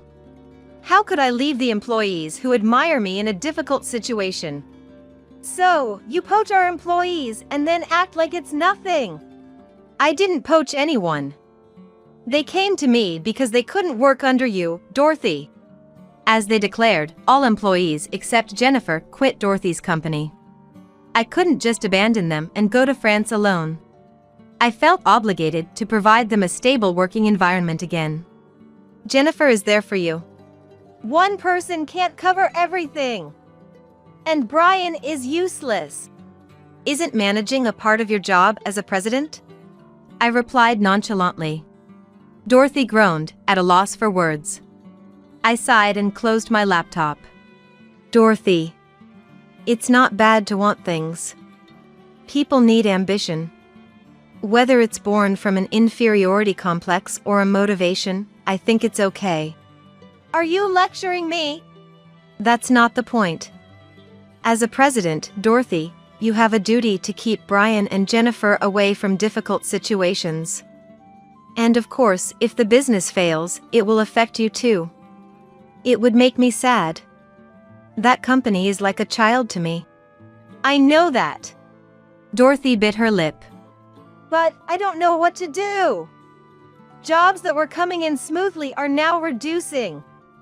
The online reviews are terrible. They write it was better with the former president. Customers are honest. I shrugged. Do you send thank you emails to your customers? Are you polite to them at work? Stop nagging! Dorothy got angry. Such a child. I was amazed at my lack of judgment. Or maybe Dorothy just fooled me well. Probably both. Before showing her true nature, Dorothy seemed kind and graceful. Who knew she was this selfish and childish? Brian seems lost too. Another email. After Dorothy left crying, I opened my laptop again. There was an email from Brian. I didn't even need to check it. He was probably asking if he could join my company, maybe even hinting at reconciliation. How selfish can a man be? Doesn't he feel ashamed to be dependent on a woman? Brian and Dorothy broke up, it seems. A female employee said, bringing a cup of tea. Is that so? They never remarried. As soon as Brian heard about you starting a new business, he initiated the breakup. I heard from him directly. I propped my chin on my hand. I needed to meet Brian to clear things up. That weekend, I called Brian to a cafe near the company. He looked happy. And was overly considerate. It's been a while. How have you been? Yes, well. If only you and Dorothy in front of me could get it together, I'd feel more at ease. But Brian's attitude suggested that was unlikely. The food tastes better when I'm looking at your face, Karen. Oh, but the food you cooked was even better. Is that so? Even though he never once praised my cooking while we were married. I checked my watch and said shortly, I have no intention of remarrying you, nor hiring you at my company. Don't say that. For the sake of our past as a couple. We're no longer a couple. I dismissed Brian's wishful thinking. Well then, I'll be going. Wait! If you persist, I might have to consult a lawyer. What? At the mention of a lawyer, Brian looked frightened. Good. Cowardly Brian wouldn't have the nerve to bother me further. I paid for my share and decided to return to the office. Brian, holding his wallet, shouted, You called me here and you want to split the bills? Are you offering to pay the full amount? Leaving a groaning Brian behind, I left the cafe. Unfortunately, the company Dorothy ran went under. Poor reviews and her attitude drove customers away. It's a pity for Jennifer, who lost her job, but it couldn't be helped. Please, hire me at your company. Please, I beg you. Now, they are both bowing their heads to me. After all their arrogance towards me, what could you possibly say to me? Please leave. I said very politely, yet distantly. There's no place for you here. It's because you started a rival company. Dorothy exposed her true self again. Brian was shocked, but Dorothy kept shouting. I know all our customers went to your place. I didn't lead them there. I spoke in a soothing tone. Both the employees and the customers made their choices on their own. Do you think I alone could influence so many people? Dorothy knew the truth deep down. What was right and what was wrong. The mistake of driving me out of the company. Her failure to take her duty as president seriously. It all comes down to one thing, people's trust. Now, both of you, please leave. If you continue to make a scene, I'll have to call the police. No way! Brian cried out in pain, while Dorothy cradled her head and crouched down. Leaving those two behind, I returned to my work. There are customers and employees waiting for me. I can't afford to stop. Anthony. That's the name of the person who introduced me to the large corporation. He works there himself and has started contacting me regularly since then. I enjoy talking to him a lot. Informative, and his choice of words is laced with humor. I'm glad I got to know you, Karen. He wrote in one of his emails, in a heartfelt tone. It's been a while since I've had a Japanese friend, being abroad. Friend. That word pained my heart. I was betrayed by those I thought were my closest friends. But I emerged victorious. I'm not weak enough to be outdone and left behind. That incident made me realize my strength. After some hesitation, I replied, "I'm also glad to have met you, Anthony. If you ever come back to America, let me know. I'd be happy to have a meal together." I still can't use the word friend. It's not Anthony, but the word friend I'm wary of. Yet, I'm confident that soon I can call Anthony a friend. I can't be rude to someone who opens their heart to me, especially when I'm starting to trust Anthony. Speaking of trust, the same goes for my employees. I am still grateful to them for believing in me and following me. Karen. Yes, yes. Responding to the puppyish call, I stand up from my chair, feeling myself naturally giving a smile on my face. A life without kids is just miserable. My daughter Laura is both adorable and a genius. William said that with a smirk, and I couldn't help but feel a surge of uncontrollable anger. It was like he'd forgotten all he's done to me, and then he just came up to talk to me with that nonsense. I couldn't help but be furious. However, I remembered the situation I was in and managed to suppress my anger. Trying to appear as cheerful as possible, I decided to reply to him. Even if he gets mad at it, it's nothing compared to what I've endured. I called my daughter, who was a little distance away, and proudly said, "Okay, let me also introduce my daughter, Jasmine." I'm probably wearing the kind of smile I imagine. While showing that to him, I hugged Jasmine, who ran up to me. "What?" He looked at us, his mouth agape in surprise. He probably couldn't accept the reality he had always looked down upon. His mistress Kate, who was grinning just like him until a moment ago, also seemed unable to hide her shock. While looking at them, I started talking to Jasmine. "My name is Isabel, and I'm a 51-year-old office worker. I have a daughter, and people are often surprised when I tell them she's 12. I did marry late, but there were reasons for that. I have a history of divorce, and I didn't have children at that time. I met my ex-husband William in an arrangement that was almost like an arranged marriage. A friend of mine worried about me always working and not getting married, and threw a party for me. That's where William took a liking to me, and I received his advances. Even so, I wasn't interested at first and was reluctant to respond to his actions. Yet, as he approached me persistently, I gradually started to return his feelings. Eventually, we started dating and soon got married. After marriage, William was serious about having children. Being in my late 30s, I felt a lot of pressure. I don't know if it was because of that, but we couldn't have a baby for a long time. Gradually, William's attitude turned cold, and he started to look down on me. "What, infertile? Were you here? Did you pick up the dry cleaning I asked for?" He called me infertile, treating me almost like a slave. It was so frustrating, I struggled to find a solution. I went to the hospital imagining the worst, but there was nothing wrong with me. I was even told that stress might be the cause, which left me feeling hopeless. I tried changing my diet, taking supplements. I tried everything, but still couldn't get pregnant. I suggested William get tested, thinking maybe the problem wasn't with me. "Listen, William. I went to the hospital, and they found nothing wrong. So, maybe it's worth considering that the issue might be with you, and you should get tested."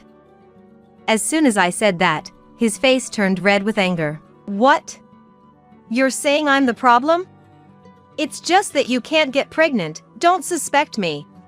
But there's nothing wrong with me, and I've been under treatment for a long time. If we still can't have a baby, it might be because of you." "No way. I'm always fine. The problem is definitely with you, okay?"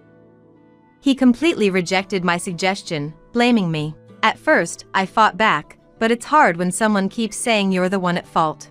Gradually, I became exhausted, and one day, his words made it clear that I couldn't do it anymore. "What's the point of being a woman if you can't even have a baby?"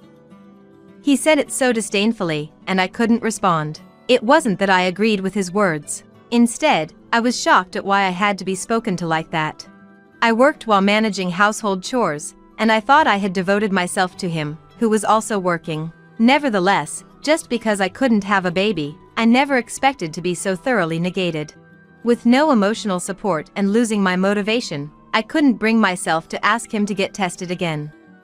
The thought of hearing the same words again frightened me so much that I couldn't speak up. Sensing that, he started commanding me to do various things. Man, I'm tired. I want a different drink, not the usual beer today. Hey, you can't get pregnant, so you must be free, right? Come home right now. Laughing smugly, he treated me like a slave. If I showed any sign of arguing back, he'd hurl even more abuse at me. Still, I endured and just kept going day by day. You'd think I'd better divorce him if I'm putting up with all that. However, I married late and thought I wouldn't be able to marry again if I let that go. Also, I was embarrassed about divorcing and couldn't take that step. Time passed without me being able to do anything, and I turned 38. That's when things took a sudden turn. Even then, I was enduring harassment almost every day about infertility while continuing to work. Hey, you should know what I don't like by now. I can't eat such terrible food. This is why infertile women. That day, after he snapped at me like that, I couldn't hold back anymore and argued back. What does the meal have to do with not having a baby? I can't stand it anymore. Enough is enough. When I said so, William jumped up and started yelling at me. What's with that attitude? You can't even fulfill your role as a woman, and now you complain to me when I come back from work. Suddenly bombarded with nonsensical complaints, I got furious. What do you mean by a woman's role? If it's about having a baby, you have a responsibility too. I got tested and there was nothing wrong. But you refused to get tested, trying to escape your responsibility. And yet, you only complain about me, which I think is unfair. He seemed a bit taken aback by my rare rebuttal, but his silence was brief, and he soon started hurling abuses again. Why are you so stubborn? In times like these, she would immediately reflect and apologize. Hearing his words, it was my turn to be stunned. Before I could ask who he was talking about, he made a sheepish look and quickly looked away. Then, he left the house without a word. He didn't come home that day, and my distrust in him grew. From his words, it was clear there was another woman. That meant he was cheating, and if I pursued it, I might be able to divorce him. It wouldn't be because I couldn't have children but because of William's affair. Thinking that, I soon took action. I searched online for a nearby private detective agency and hired them. William was apparently cheating recently. I had them investigate his mistress and his behavior. A few weeks after my request, the results came from the agency. During that time, William would come home but wouldn't meet my eyes. He seemed to be avoiding me, and the constant verbal abuse had stopped. Surprised at how comfortably I was living, I regretted not taking action sooner. I should have done this earlier. While thinking that, I looked at the report. It contained the fact that William was having an affair with evidence. It also included a report on his mistress. Her name was Kate. She was 23 years old, naturally younger than both of us. It seemed they started dating soon after I first suggested William get tested. So, he had been cheating for a few years. Angered by the fact, I decided to divorce him and started preparations. While I was preparing, he stayed quiet. That allowed me to steadily proceed, and I finally confronted him about the divorce. William, there's something I need to talk about. It's not about the test, it's more important. When I said that, he looked annoyed as he was just back from work. What now at this time? I've got something to tell you, too. Make it quick. Saying so wearily, he still seemed to be listening while operating his mobile phone. Before he changed his mind, I quickly presented him with the report from the private detective agency. You're having an affair. I've had it properly investigated, so there's no escaping it. With both the baby issue and your affair, I can't take it anymore. I want a divorce. Saying that, I also presented a half-filled divorce application as a sign of my resolve. Far from being flustered, he smirked and took the divorce papers from my hand. Ha, you're well prepared. Such perfect timing makes me doubt your predictive abilities. As he said that and operated his mobile phone, the sound of the front door opening echoed. Good evening. Nice to meet you. I'm Kate, the one who's going to marry William next. Entering from the entrance was the person in the photo enclosed in the report. Younger and cuter than she appeared in the photo, Kate greeted me with a grin. I was just about to introduce you today. I never imagined you'd prepare the divorce papers. If you were always this considerate, I might have stayed, but it's too late now. While half laughing, he entered the living room with the divorce papers in hand. Stunned by the sudden turn of events, I stood frozen, unable to grasp the situation. After a while, William came out of the living room, having signed the divorce papers. Handing them to me with a smirk, he said, "It saved me a lot of trouble. We're no longer a couple, so leave immediately. Kate's pregnant, and I want her to spend her time as stress-free as possible." With Kate and William smirking maliciously, I lost myself. I snatched the divorce papers from his hand and rushed into my room. Then, I grabbed my already packed bags and left the house without a word. 13 years later since then, I was visiting a project I had been involved in that had just been completed. I work as a specialist consultant, and this time I was in charge of designing a condominium that was disaster-resistant and supportive of childcare. At that time, after being introduced to Kate by William, I took refuge in a nearby Holiday Inn. I waited for dawn, then submitted the divorce papers to City Hall and moved from hotel to motel. Eventually, I moved into a house and devoted myself to my work. My mood lightened after divorcing William, and work went smoothly, with increased business opportunities and networking. Thanks to that, I was appointed as a project leader, which led to this urban development project. Now that the long-term project was finally complete, I felt relieved. There was a small event, and the place was crowded. Suddenly, I heard a familiar, unpleasant voice. "Hey, long time no see. Still all alone? I'm here to buy a condo for a family of 3. Not that it matters to you." I regretfully turned towards the voice and regretted it. There stood William and Kate.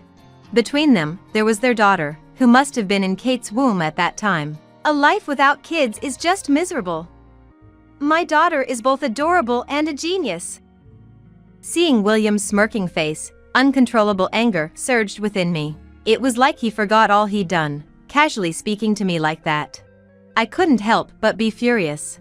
As remembering my situation, I managed to suppress my anger. Trying to appear as cheerful as possible, I decided to reply to him. Even if he gets angry, it's nothing compared to what I've endured. I called my daughter, who was a little distance away, and said proudly, "Okay, let me also introduce my daughter." I was probably wearing the kind of smile I had imagined. While showing that to him, I hugged Jasmine, who ran up to me. "Huh?" He looked at us with his mouth agape in surprise. He probably couldn't accept the reality he had always looked down upon. Grinning just like him until a moment ago, Kate seemed unable to hide her shock. While looking at them, I spoke to Jasmine. "Found a spot you want to shoot at?"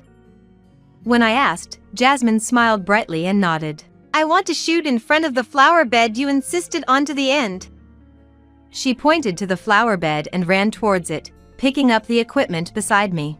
As I watched her tomboyish figure, Kate screamed, "That's Jasmine from the video sharing site, right? Why is she calling you Mom?"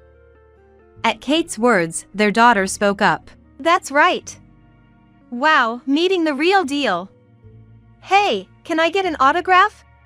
"That's a good idea, Laura. You really are a genius." Impressed by their arrogant attitude, true to their nature as parent and child, I shrugged my shoulders and firmly declined. "Sorry, but you can't. Jasmine does video posting voluntarily.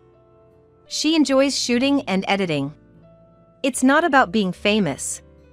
Sure, she's become well known, but that's not what she wants to do."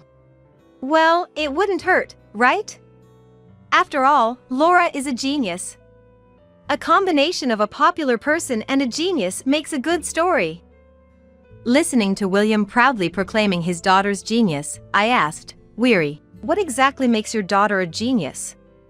"So far, I only see a lack of common sense and arrogance." "How dare you say that? Laura has a lot of things to be good at." I wanted to see concrete examples of her genius, but found nothing specific in Kate's claims, causing me to sigh. Seeing that, William, displeased with my attitude, began to brag more about Laura. "You know, Laura never sticks to anything. Too much of a genius, she masters everything too quickly. She's tried so many hobbies but gets bored as soon as she excels. Oh boy, the troubles of having a genius child.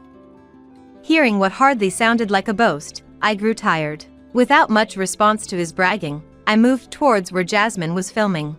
Behind me, William's family were saying something, but I ignored them and called out to my daughter. Jasmine, how's the shooting going? Let's go to a cafe when you're done. Jasmine was surrounded by a crowd of people watching her film. Some of them seemed to realize she was Jasmine, making the scene quite lively. Just need to shoot the ending, and we're done. Hang on a bit longer. She cheerfully answered, waving to the people around her before starting the final scene. Hey, Jasmine! Film with me! In an oblivious moment, Laura interrupted the filming. Noticing it, Jasmine smiled at Laura and resumed shooting.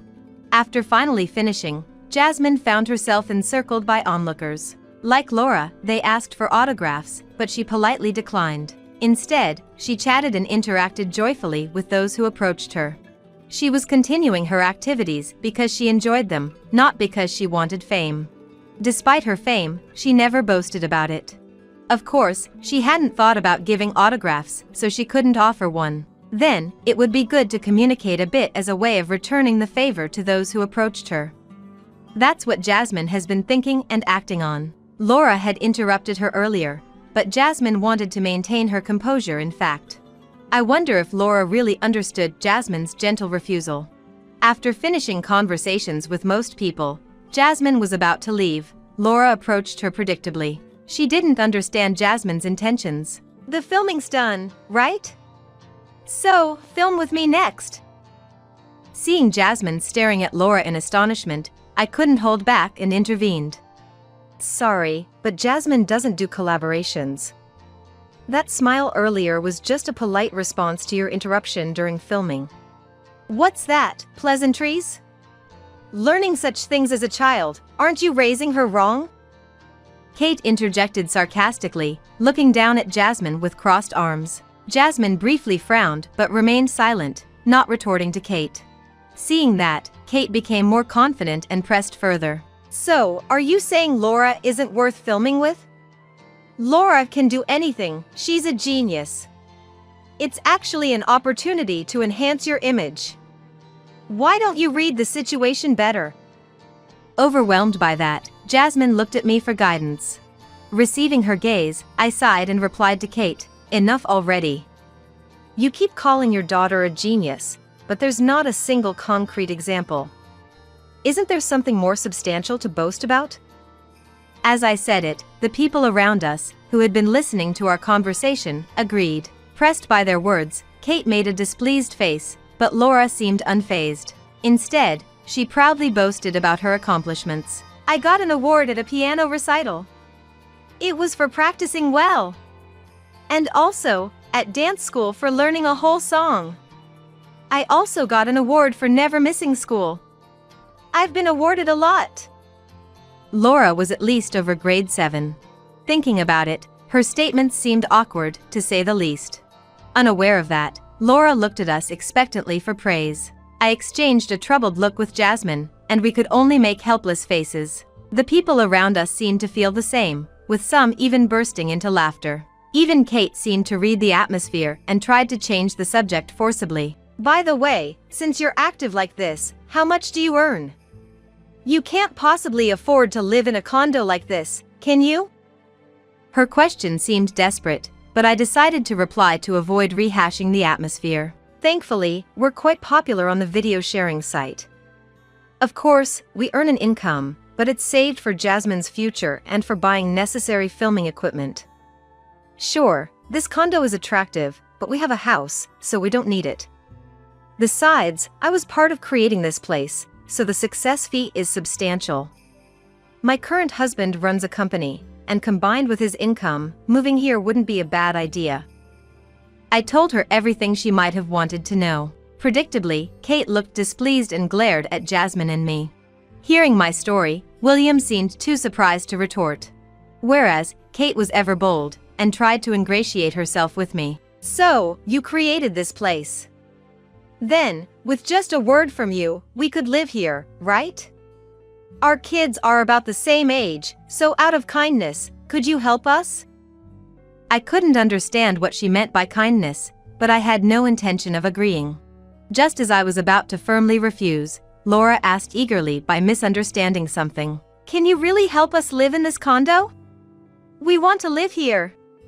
Please. At her words, I sighed deeply in exasperation. I decided to set the record straight for once and all. Sorry, but I can't guarantee you can live here. Sure, I might be able to refer you to the management company with my connections, but there are screenings. Things like what job you do, your income, and your prospects. I'm not in charge of the screenings, so it's not guaranteed. It's up to you, so good luck with that. Hearing that, Kate made her face, while Laura didn't seem to fully understand. Then William butted in, making an unreasonable demand. My daughter's asking, so make it happen. If you have the connections for creating this place, get us through the screening. Everyone around whispered at his absurd demand. I pondered how to explain the obvious fact, my head aching. You can't just interfere in the screening process, can you? That's obviously out of my jurisdiction. If you want to live here, overcome it with your own efforts. When I said that, William suddenly became enraged and started to rampage. He began ripping out the flowers from the nearby flower bed and throwing them at me. I stood in the way to protect Jasmine from getting hit, while scolding him. However, for some reason, Kate and Laura followed his lead and started doing the same. Furthermore, while hurling the flowers, Kate shouted insults at us, and Laura hurled verbal abuse at Jasmine. I was busy protecting Jasmine, but people around us started to intervene to stop them. Nonetheless, the three of them refused to listen and kept throwing anything they could grab. Kate picked up a stone lying nearby and was about to throw it. I grabbed her arm to stop her from hitting Jasmine, but Kate carried away and pushed me. Thus, I fell into the flower bed, hitting my head. Seeing that, people around us condemned them more vehemently and tried desperately to stop them. Yet, the three of them continued to act wildly and were soon restrained. Someone had called the police, though I didn't know who, and they arrived upon hearing the commotion. Who called the cops? As the police officers restrained him, William shouted, but no one responded. Kate also was restrained by the police and tried to find out who had reported them. Laura stopped her tantrum but began crying upon seeing her parents being held by the police. The noisy scene was suddenly overtaken by the commanding voice of a police officer. You're under arrest for obstructing official duties. With those words, the place became silent instantly. It seemed William had attacked a police officer and was being arrested on the spot. Holding my head and hugging Jasmine, who was close to tears, I watched the scene unfold. As William was taken away, Kate and Laura were also escorted to the police station. The three of them were put in a police car and gradually disappeared from view. After such a huge uproar caused by William's family, I felt drained as they were easily taken away by the police. Meanwhile, I came to myself by Jasmine's desperate yell. Mom, you're hurt. Should we go to the hospital? Otherwise, you will. Affected by the chaos, Jasmine finally burst into tears. I hugged her, apologizing for involving her in such an incident. The people around us also expressed their concern, making me feel cared for. Though I was in pain, the fact that Jasmine was safe made it seem insignificant. Every time someone asked, I assured them I was fine, and soon the sound of an ambulance siren was heard. Apparently, someone had called an ambulance as well. When the ambulance arrived, I was taken away with the police officers. As I boarded the ambulance with Jasmine, I glanced back at the flower bed where the flowers had been torn out. As being involved in the construction of a large condominium, I had wanted to mitigate its oppressive presence. So, I established a park on the property and planted flower beds there. I hoped the park would become a place of rest and foster enjoyable conversations. I met my current husband in a park, taking a break from work and admiring the flower beds. He approached me, and we started talking, eventually becoming close. Initially, we only met during lunch breaks, but gradually we began dining out and eventually married. Soon after, we were blessed with Jasmine, and despite it being a late pregnancy, she was born safely. That park with the flower beds had brought me happiness. Therefore, in the projects I was involved in, I wanted to create opportunities for others to find happiness. That was the idea behind that flower bed. Its destruction saddened me deeply, and I was quite shocked. Upon reaching the hospital, treatment began immediately, and I needed a few stitches. Thankfully, it wasn't visible, much to my relief. Seeing it, Jasmine seemed reassured, and by the time we left the hospital, she was smiling again. While waiting for the bill, I was questioned by the police and decided to file a complaint. I also decided to hire a lawyer and ensure that William's family faced appropriate consequences. Thanks to that, Kate was arrested for assault. According to the lawyer, with her parents in police custody, Laura was taken in by Kate's parents. I thought that was unfortunate enough, but she was in for strict re-education from her grandparents. Taken in by her grandparents, she was apparently reprimanded and criticized greatly for her usual behavior. Due to her young age, it seems she is being disciplined strictly for rehabilitation. It will likely lead to challenging days ahead for not only William and Kate but also for Laura. As for me, my injury has been healing well since then. I had the stitches removed recently, so there's no significant injury anymore. Jasmine has become even more popular since that day and has been busy. It turns out that it was one of her followers who called the police and ambulance. After the filming ended, sensing the tense atmosphere, Jasmine quickly switched to live streaming. Thanks to that, when the brawl escalated, one of her followers took action. We are truly grateful for that, as it helped bring the situation under control. Afterward, Jasmine wanted to thank the person and made a call out in a video, but no one came forward. So, we decided to post another video expressing our gratitude. When we went to film the video at the park where the disturbance occurred, we found the flower bed beautifully restored. Apparently, volunteers had fixed it up after the incident, which was a relief. Since then, things have been going surprisingly well. My work on the condominium has led to an increased evaluation of my job. I've been promoted and now am the head of the planning department. Jasmine's video views have skyrocketed, and she continues to post videos joyfully. My current husband is very concerned about us and has been quite worried. Though I'm fully healed and there are no hindrances to my life, he still occasionally checks on my injury. I'm really happy to be with the kind-hearted husband and Jasmine grow up healthy. There are no problems in my work or family life. I look forward to spending more happy times with three of us. It's unthinkable to ask for food money. Taking money from your family is shameful, you should realize that. As my son's wife shouted, glaring at my husband and me, I thought to myself that what's truly unthinkable is her behavior. Unthinkable indeed, you fool. People say your daughter-in-law is a stranger, and it couldn't be more true. Such a brazen woman, she's not part of my family. The one who silenced my daughter-in-law was a single remark from our beloved grandchild. I am Lily, a 65-year-old housewife. I've been married to my husband Thomas for 40 years. We have 2 sons, both of them have their own families now. My eldest son, Michael, lives nearby. He has an 8-year-old daughter, but we rarely see her due to her busy school schedule. However, the last person you want to see is often the one who shows up uninvited. Lily, do you have anything you don't need?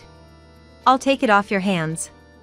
The loud one at the front door is Michael's wife, Emma. I've disliked her ever since my son married her.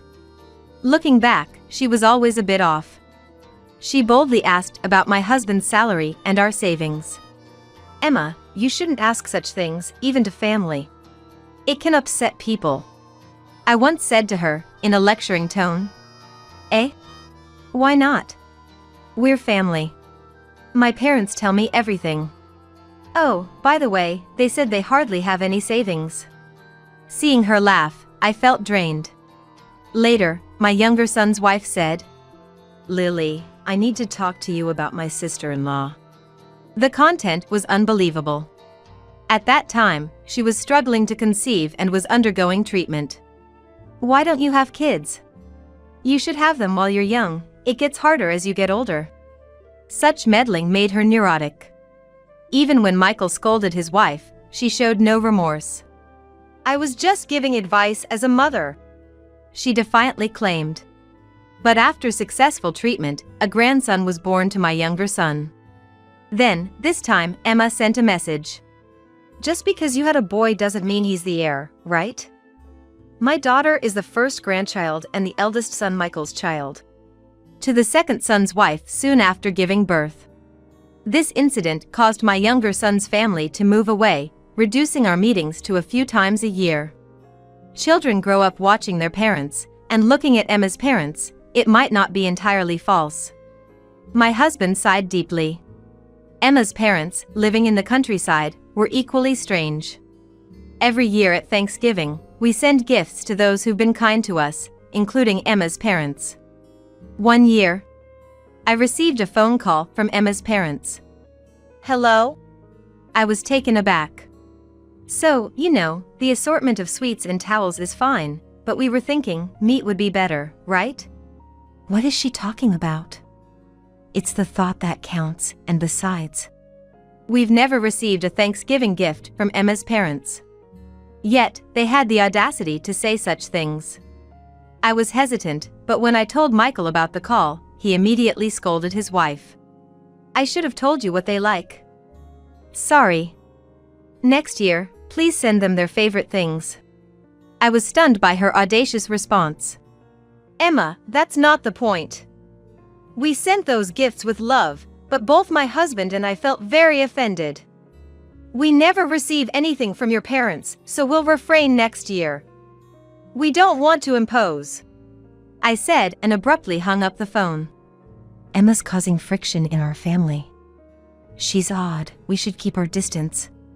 But contrary to my wishes, when my granddaughter Aria started elementary school, Michael's family moved close to our house. This house will be well taken care of by our family. Lily, you and your husband can comfortably move into a home for the elderly. When she said this with a smile, both my husband and I were speechless. In essence, she meant they wouldn't care for us but would take the house. We didn't expect care from them, especially not from Emma. But living nearby meant we'd frequent use the same supermarket. When I go shopping, there's an 80% chance I run into Emma. Oh? Lily, are you shopping too? What a coincidence, so am I. Emma says this, but I'm not a fool either. She must have seen me leaving our apartment for the supermarket. And her goal was clear, just one thing. These, I saw on TV. They were delicious. This is also recommended. And this too. She would unceremoniously add items to my shopping cart. I live with just my husband, we can't eat all of these. Even I put things back, she'd quickly return them to my cart, saying, "It's fine, I'll take them, don't worry about it." Fine for what? I thought, but with neighbors and friends working at the supermarket, I couldn't raise my voice. After I paid, she brazenly opened the packages as if they were her share and stuffed them into plastic bags, then into her own shopping bags. Even with a 10-pack of eggs, she'd say, "You can't eat all these, right? I'll take some." And open the pack herself. That finally made me angry. I use eggs every day, it's okay. Please give them back. And this meat too, I'll freeze any leftovers. When I said this, Michael and Aria both love eggs. I want them to eat a lot. And meat too. But, Michael's salary has been cut recently. She showed a visibly downcast appearance. Looking at her shopping bag, it was mostly discounted items. Because of her loud voice, other shoppers looked at us strangely. On a day I didn't encounter her at the supermarket, a neighbor working there stopped me to say, "Can't you do something about your son's wife? Asking for more discounts, not listening when we say we don't put sale stickers on items in the cart." Her embarrassing behavior made me feel like my face was on fire. Give me a break. My head's going to explode. Most of my conversations with my eldest son Michael became about his wife. That weekend, Michael and his unusually serious-faced wife Emma came over. As soon as she entered the room, "Lily, I got too comfortable thinking we're family. I'm sorry for the trouble at the supermarket. I'll refrain from such embarrassing behavior from now on." Is this really the same woman? She seemed genuinely remorseful. I later learned from my son that they had a serious fight. He threatened divorce if there wasn't an improvement, which seemingly changed her attitude. Life was peaceful for a while. But people don't change that easily. After that, I felt awkward using the supermarket, so I started ordering groceries online. Then, my son's wife began bringing my granddaughter Arya to visit regularly. Grandma, I drew this. She showed us a well-drawn picture. Oh my. Arya, your colored pencils are quite short, I remarked. I want to buy her new pencils, but things are tough. Sorry, Arya. Emma interjected. Seeing this, my husband took out his wallet. Here, buy Arya some new pencils with this. And gave her a small amount of money. She continued visiting, saying Arya's shoes were too small or she needed new clothes, always appealing to us. Sometimes she'd boldly enter our kitchen and ask, "Do you have anything you don't need?" Hey, is Michael's company really struggling that much? And if life is so hard, why doesn't Emma work? She's been a housewife since marriage, at home during the day. My daughter-in-law, Emma, has been a housewife ever since she got married, and seemed to be at home during the day. If she could use that time for part-time, her life would be a little easier. My husband and I often discussed this. That's the point. Then, out of the blue, my eldest son's family came over. We're thinking of moving in here. A completely unexpected proposition. My husband and I exchanged glances. Sorry to spring this on you, Dad, Mom. Emma suddenly started insisting on living together. See, you got your way. Let's go home. My son tried to take her home, but she stubbornly refused, and it was getting nowhere. My husband, having had enough, said, "If you're that insistent, we won't ask for rent. But you'll have to split the food costs with us. We're living on a pension, after all." Then, she stopped in her tracks. It's unthinkable to ask for food money. Taking money from your family is shameful, you should realize that. She came back with an outrageous response. Aren't you the one who should be embarrassed? And then, if that's how you feel, then we are done as of today. And of course, I'll never let you see Arya again. I watched her fury in silence. Thinking back, ever since she came into our lives, I've never had a day of peace. I've tolerated her because she's my eldest son's choice, but now I've reached my limit. I'll only cut ties with her alone and secretly ask Michael to let us meet our granddaughter. When I was thinking this, hey, what does disowning mean? Like, not seeing each other anymore? If that's the case, I want to disown Mom. Everyone was shocked by my granddaughter Arya's words. Eh? Arya, what are you saying? Especially Emma, who looked astonished. Because, Mom, do you know what my friends call you? The beggar. Sometimes they laugh at me, and I don't want to go to school. The one who's embarrassing is you. Arya's face looked like she was about to cry. Apparently, Emma had been making begging attacks on the parents of Arya's friends too. Besides, you buy things you like, but my clothes and shoes are old. You said you'd buy me new colored pencils, but you never do. Hearing this, I asked, Eh? What do you mean? We gave you money to buy Arya colored pencils, didn't we? I can't believe it, but did you use it for yourself? My eldest son's wife made an uncomfortable face and replied, No. I used it for living expenses. It's hard to get by on just Michael's salary. My son immediately said, What money? And you always say that, so I've been working hard. I've been promoted twice since we got married. How much do you need to be satisfied? Or is this about divorce? I told you, if you cause any more trouble for my family or others, there won't be a next time. Above all, you've hurt Arya. You're a failure as a mom. With his cold words, Emma's eyes filled with tears. But I can't help it. We were poor growing up. I couldn't have what I wanted. Now I'm an adult, I want to eat and buy what I like. What's wrong with that? To her crying hysterically, I said, Don't be ridiculous.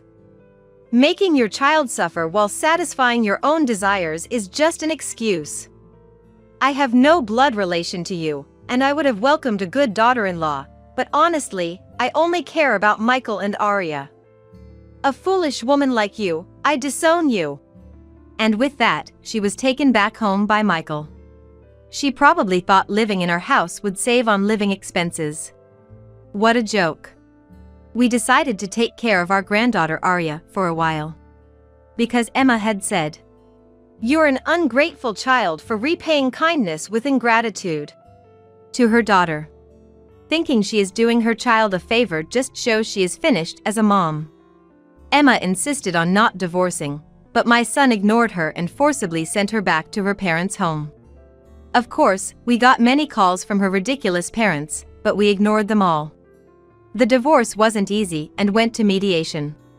But thankfully, my son got custody. That's because her arguments were terrible, all about wanting to stay a housewife and not wanting to divorce, with no thought for Arya. Also, my son hadn't told us, but he had been living a repressed life, documented in his diaries. It was also discovered that Emma had been secretly saving a lot of money in her own bank account, which worked in my son's favor regarding the distribution of property. Honestly, I didn't want to give that woman a cent. My son Michael and granddaughter Arya moved out of their apartment to live with us. Arya, I'm so sorry for making you feel lonely with all my work. I'm really happy you want to live with me. My son was crying with happiness. Arya looked a bit shy. I thought peaceful days were finally here, but then, a few months later, some unwelcome visitor started ringing our doorbell incessantly while my son was at work and my granddaughter at school. What? Looking at the monitor, I saw an unexpected figure. What do you want? Everything's been settled, right? Opening the door, there stood Emma, my former daughter-in-law, and her parents, faces filled with anger. Settled? Don't be ridiculous. Why haven't you paid child support? Emma's mom's words confused us. Excuse me? We're raising Arya here. If Emma were to pay, maybe, but why should we? My husband glared at the three of them, baffled. Then Emma's dad said, Emma has no income after the divorce. For the time being, your son should be taking care of her. That's why he needs to pay child support for Emma. Behind her parents, my ex-daughter-in-law looked at me triumphantly. We couldn't help but laugh at such ridiculous statements. You might want to look up what child support means. How old is your daughter? All I see is a healthy adult woman over 30. Did you really pay travel expenses just to come here and say something so foolish? Following me, my husband added, What you're doing is extortion. Now that we're divorced, we're strangers. We won't hesitate to call the police next time. To be honest, I've never once considered you family. He then pulled out his mobile phone. Seeing this, they panicked. Police? That's ridiculous. We're leaving. And they left hastily, almost fleeing. Watching them go, we mused. Those parents seemed normal until the marriage, but you really can't understand people. Child support for a wife? Never heard of such a thing. That woman, crazy till the end. We laughed for a while, remembering their foolish faces. Apparently, Emma's family was struggling financially. Unbeknownst to us, they had been recipients of TANF for years, receiving it under the pretense of the dad's mental illness. However, it was revealed as fraud following an anonymous tip.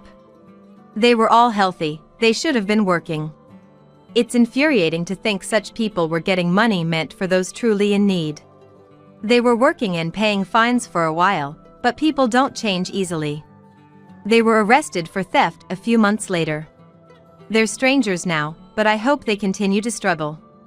As for us, we've been living peacefully as if it was all a lie. Arya has brightened up and brings friends home more often. Furthermore, my younger son's family decided to move back here for his job transfer.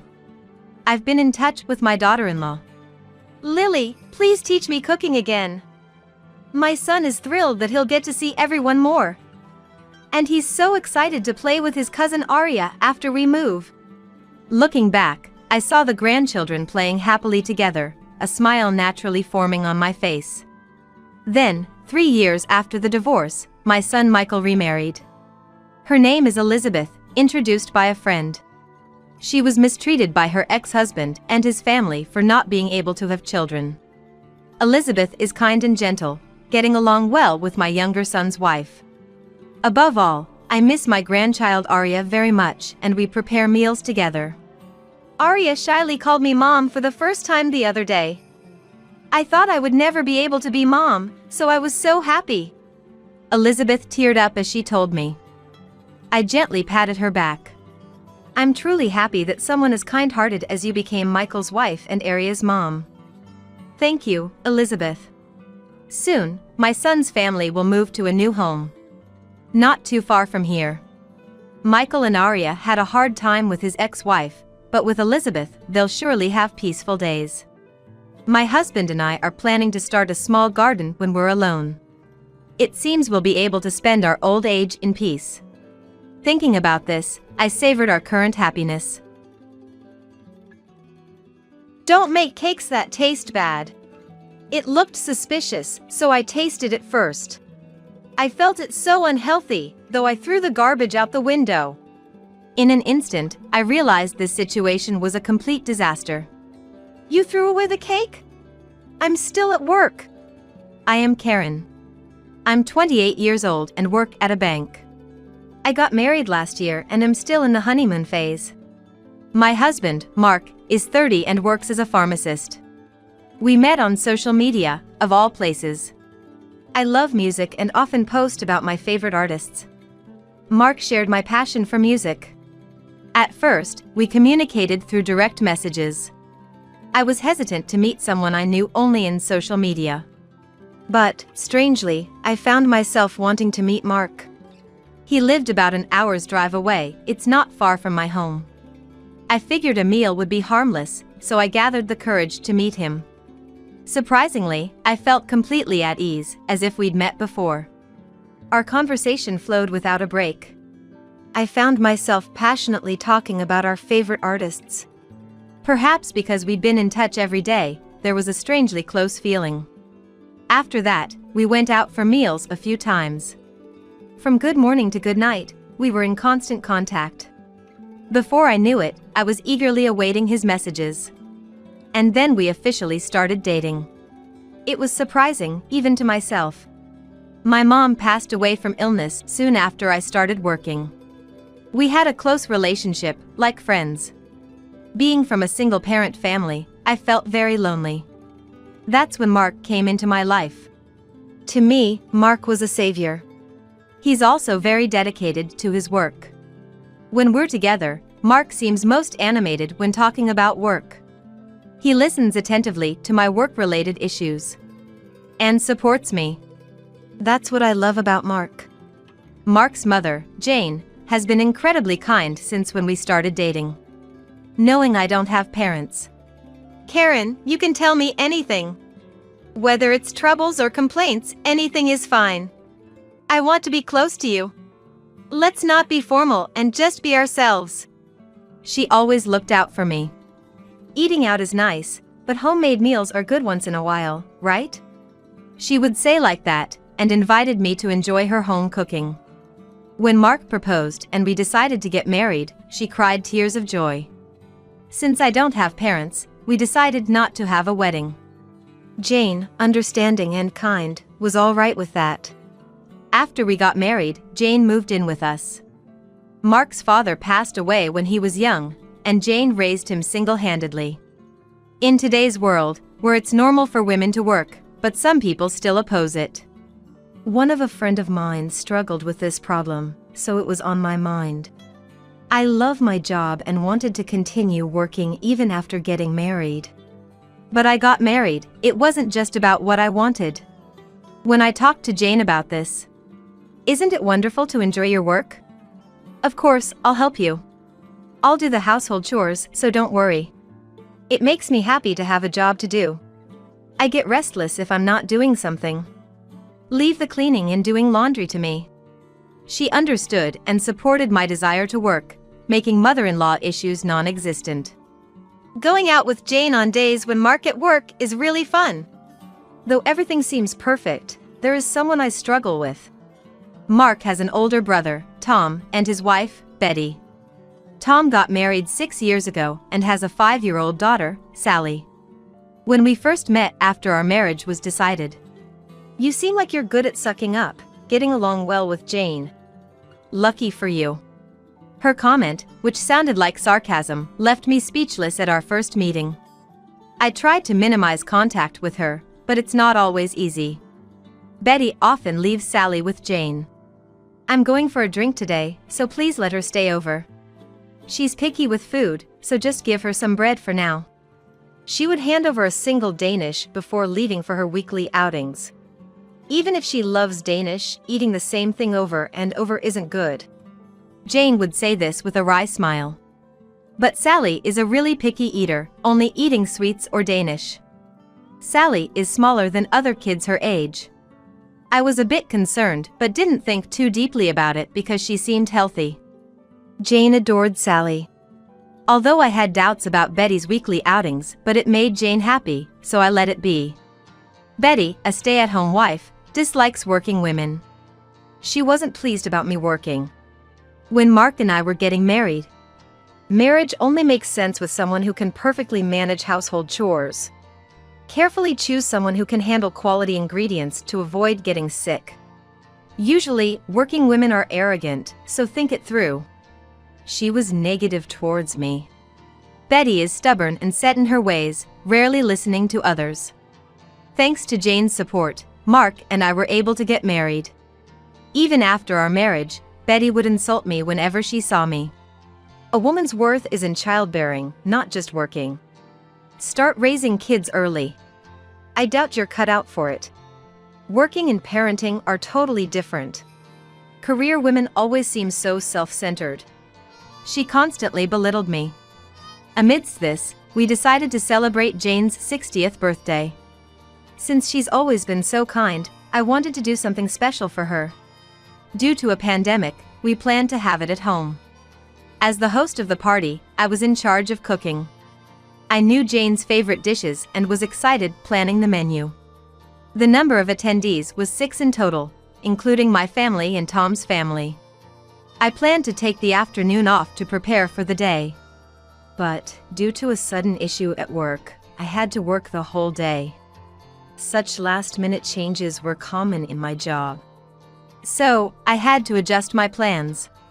I had planned to cook in the afternoon, but that was no longer possible. I quickly ordered the steaks and appetizers I had previously thought of. When I told Mark about this, "I'll probably finish work earlier, so I can pick them up. Don't worry. The steak will be a hit." I was relieved that we could start at the planned time. I was also planning a surprise, which made me smile just thinking about it. Just as I was about to finish work, I received a call. It was from Betty. She rarely made a phone calls, so I wondered what was up. She sounded in a bad mood. "Hey, Karen. Where are you for Jane's 60th birthday celebration? Get ready quickly. You said you were in charge of cooking, but I bet you haven't done anything. I only feed my child with organic products, so don't buy anything weird. Make sure the dishes are photogenic. And where's the key? I can't get in." She was aggressive right from the start.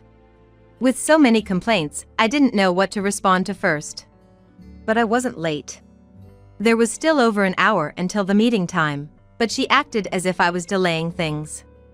Also as the food, but all expenses were on us. So she really wasn't in a position to complain. "Betty, aren't you come a bit early? There's no one at home right now. Mark will be home soon, so you can ask him then let you in." Her voice sounded as irritated because she wanted to get into the house early. I think she just came early because she had nothing else to do. "Hurry up! Waiting in this heat is like telling to get heat stroke," she said. please wait in your car to avoid the heat? It won't be much longer. Sorry. After I said this, Hurry up. I don't want to waste gas. and she hung up abruptly. It seemed she was upset because Jane happened to be out and nobody was home. I contacted to Mark, and he said he was almost home, so I left her to him. The thought of going back was daunting. Because of worrying about Betty's behavior, I decided to call Mark before heading home to check on things. Then, I learned that Sally was happily playing in a plastic pool Jane had set up at home. Just as I was about to head back, relieved, but I received another call from Betty. Apprehensively, I answered, only to hear, Don't make cakes that taste bad. It looked suspicious, so I tasted it first. I felt it so unhealthy, though I threw the garbage out the window. In an instant, I realized this situation was a complete disaster.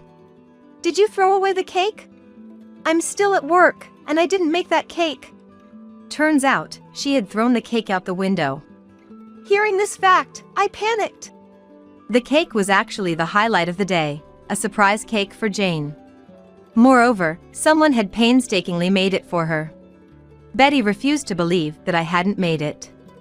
Huh? I can't believe someone who cooks regularly would make a cake like that. I was shocked you were planning to serve it. Shame on you. And she completely refused to believe it. I decided to rush home to assess the situation. Then, I heard Sally crying over the phone. The worst possible turn of events. Apparently, the cake had fallen where Tom and Sally were playing outside. The cake was a surprise that Tom and Sally had made for Jane the day before. Originally, I had planned to make the cake. While talking to Mark, I learned Sally was enjoying helping out in the kitchen. Thinking it would be special, I suggested to Tom that Sally could help make the cake, to which he agreed enthusiastically. Unfortunately, Betty was out at the time and unaware of this.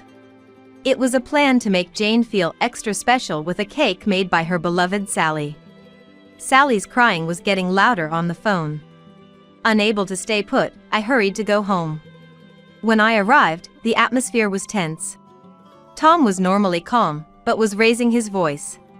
Regardless of who made it, it's not right to just throw it away. And who opens the fridge in someone else's house as they please? Don't you have any common sense? To this, Betty responded, I just didn't want Sally to eat something strange. Food is important. Unlike you, I'm taking parenting seriously. Betty and Tom started a heated argument. Jane was desperately trying to comfort Sally. I suspected Betty threw away the cake I made for out of spite. After handing Sally to Tom, Jane angrily confronted the situation.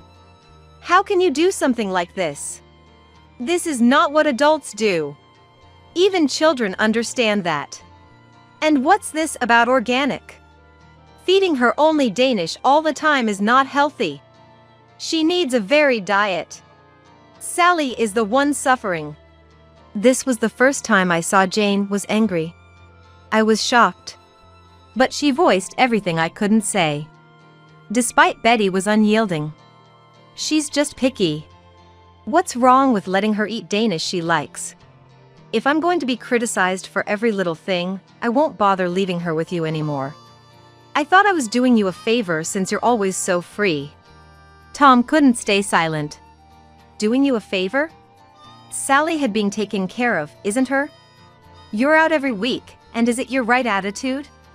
Tom was right. I knew Jane sometimes canceled her plans for Sally. Realizing Betty brought her over with such intentions made me feel sorry for Sally. Jane couldn't stay quiet either. What do you think Sally is? Aren't you her mother?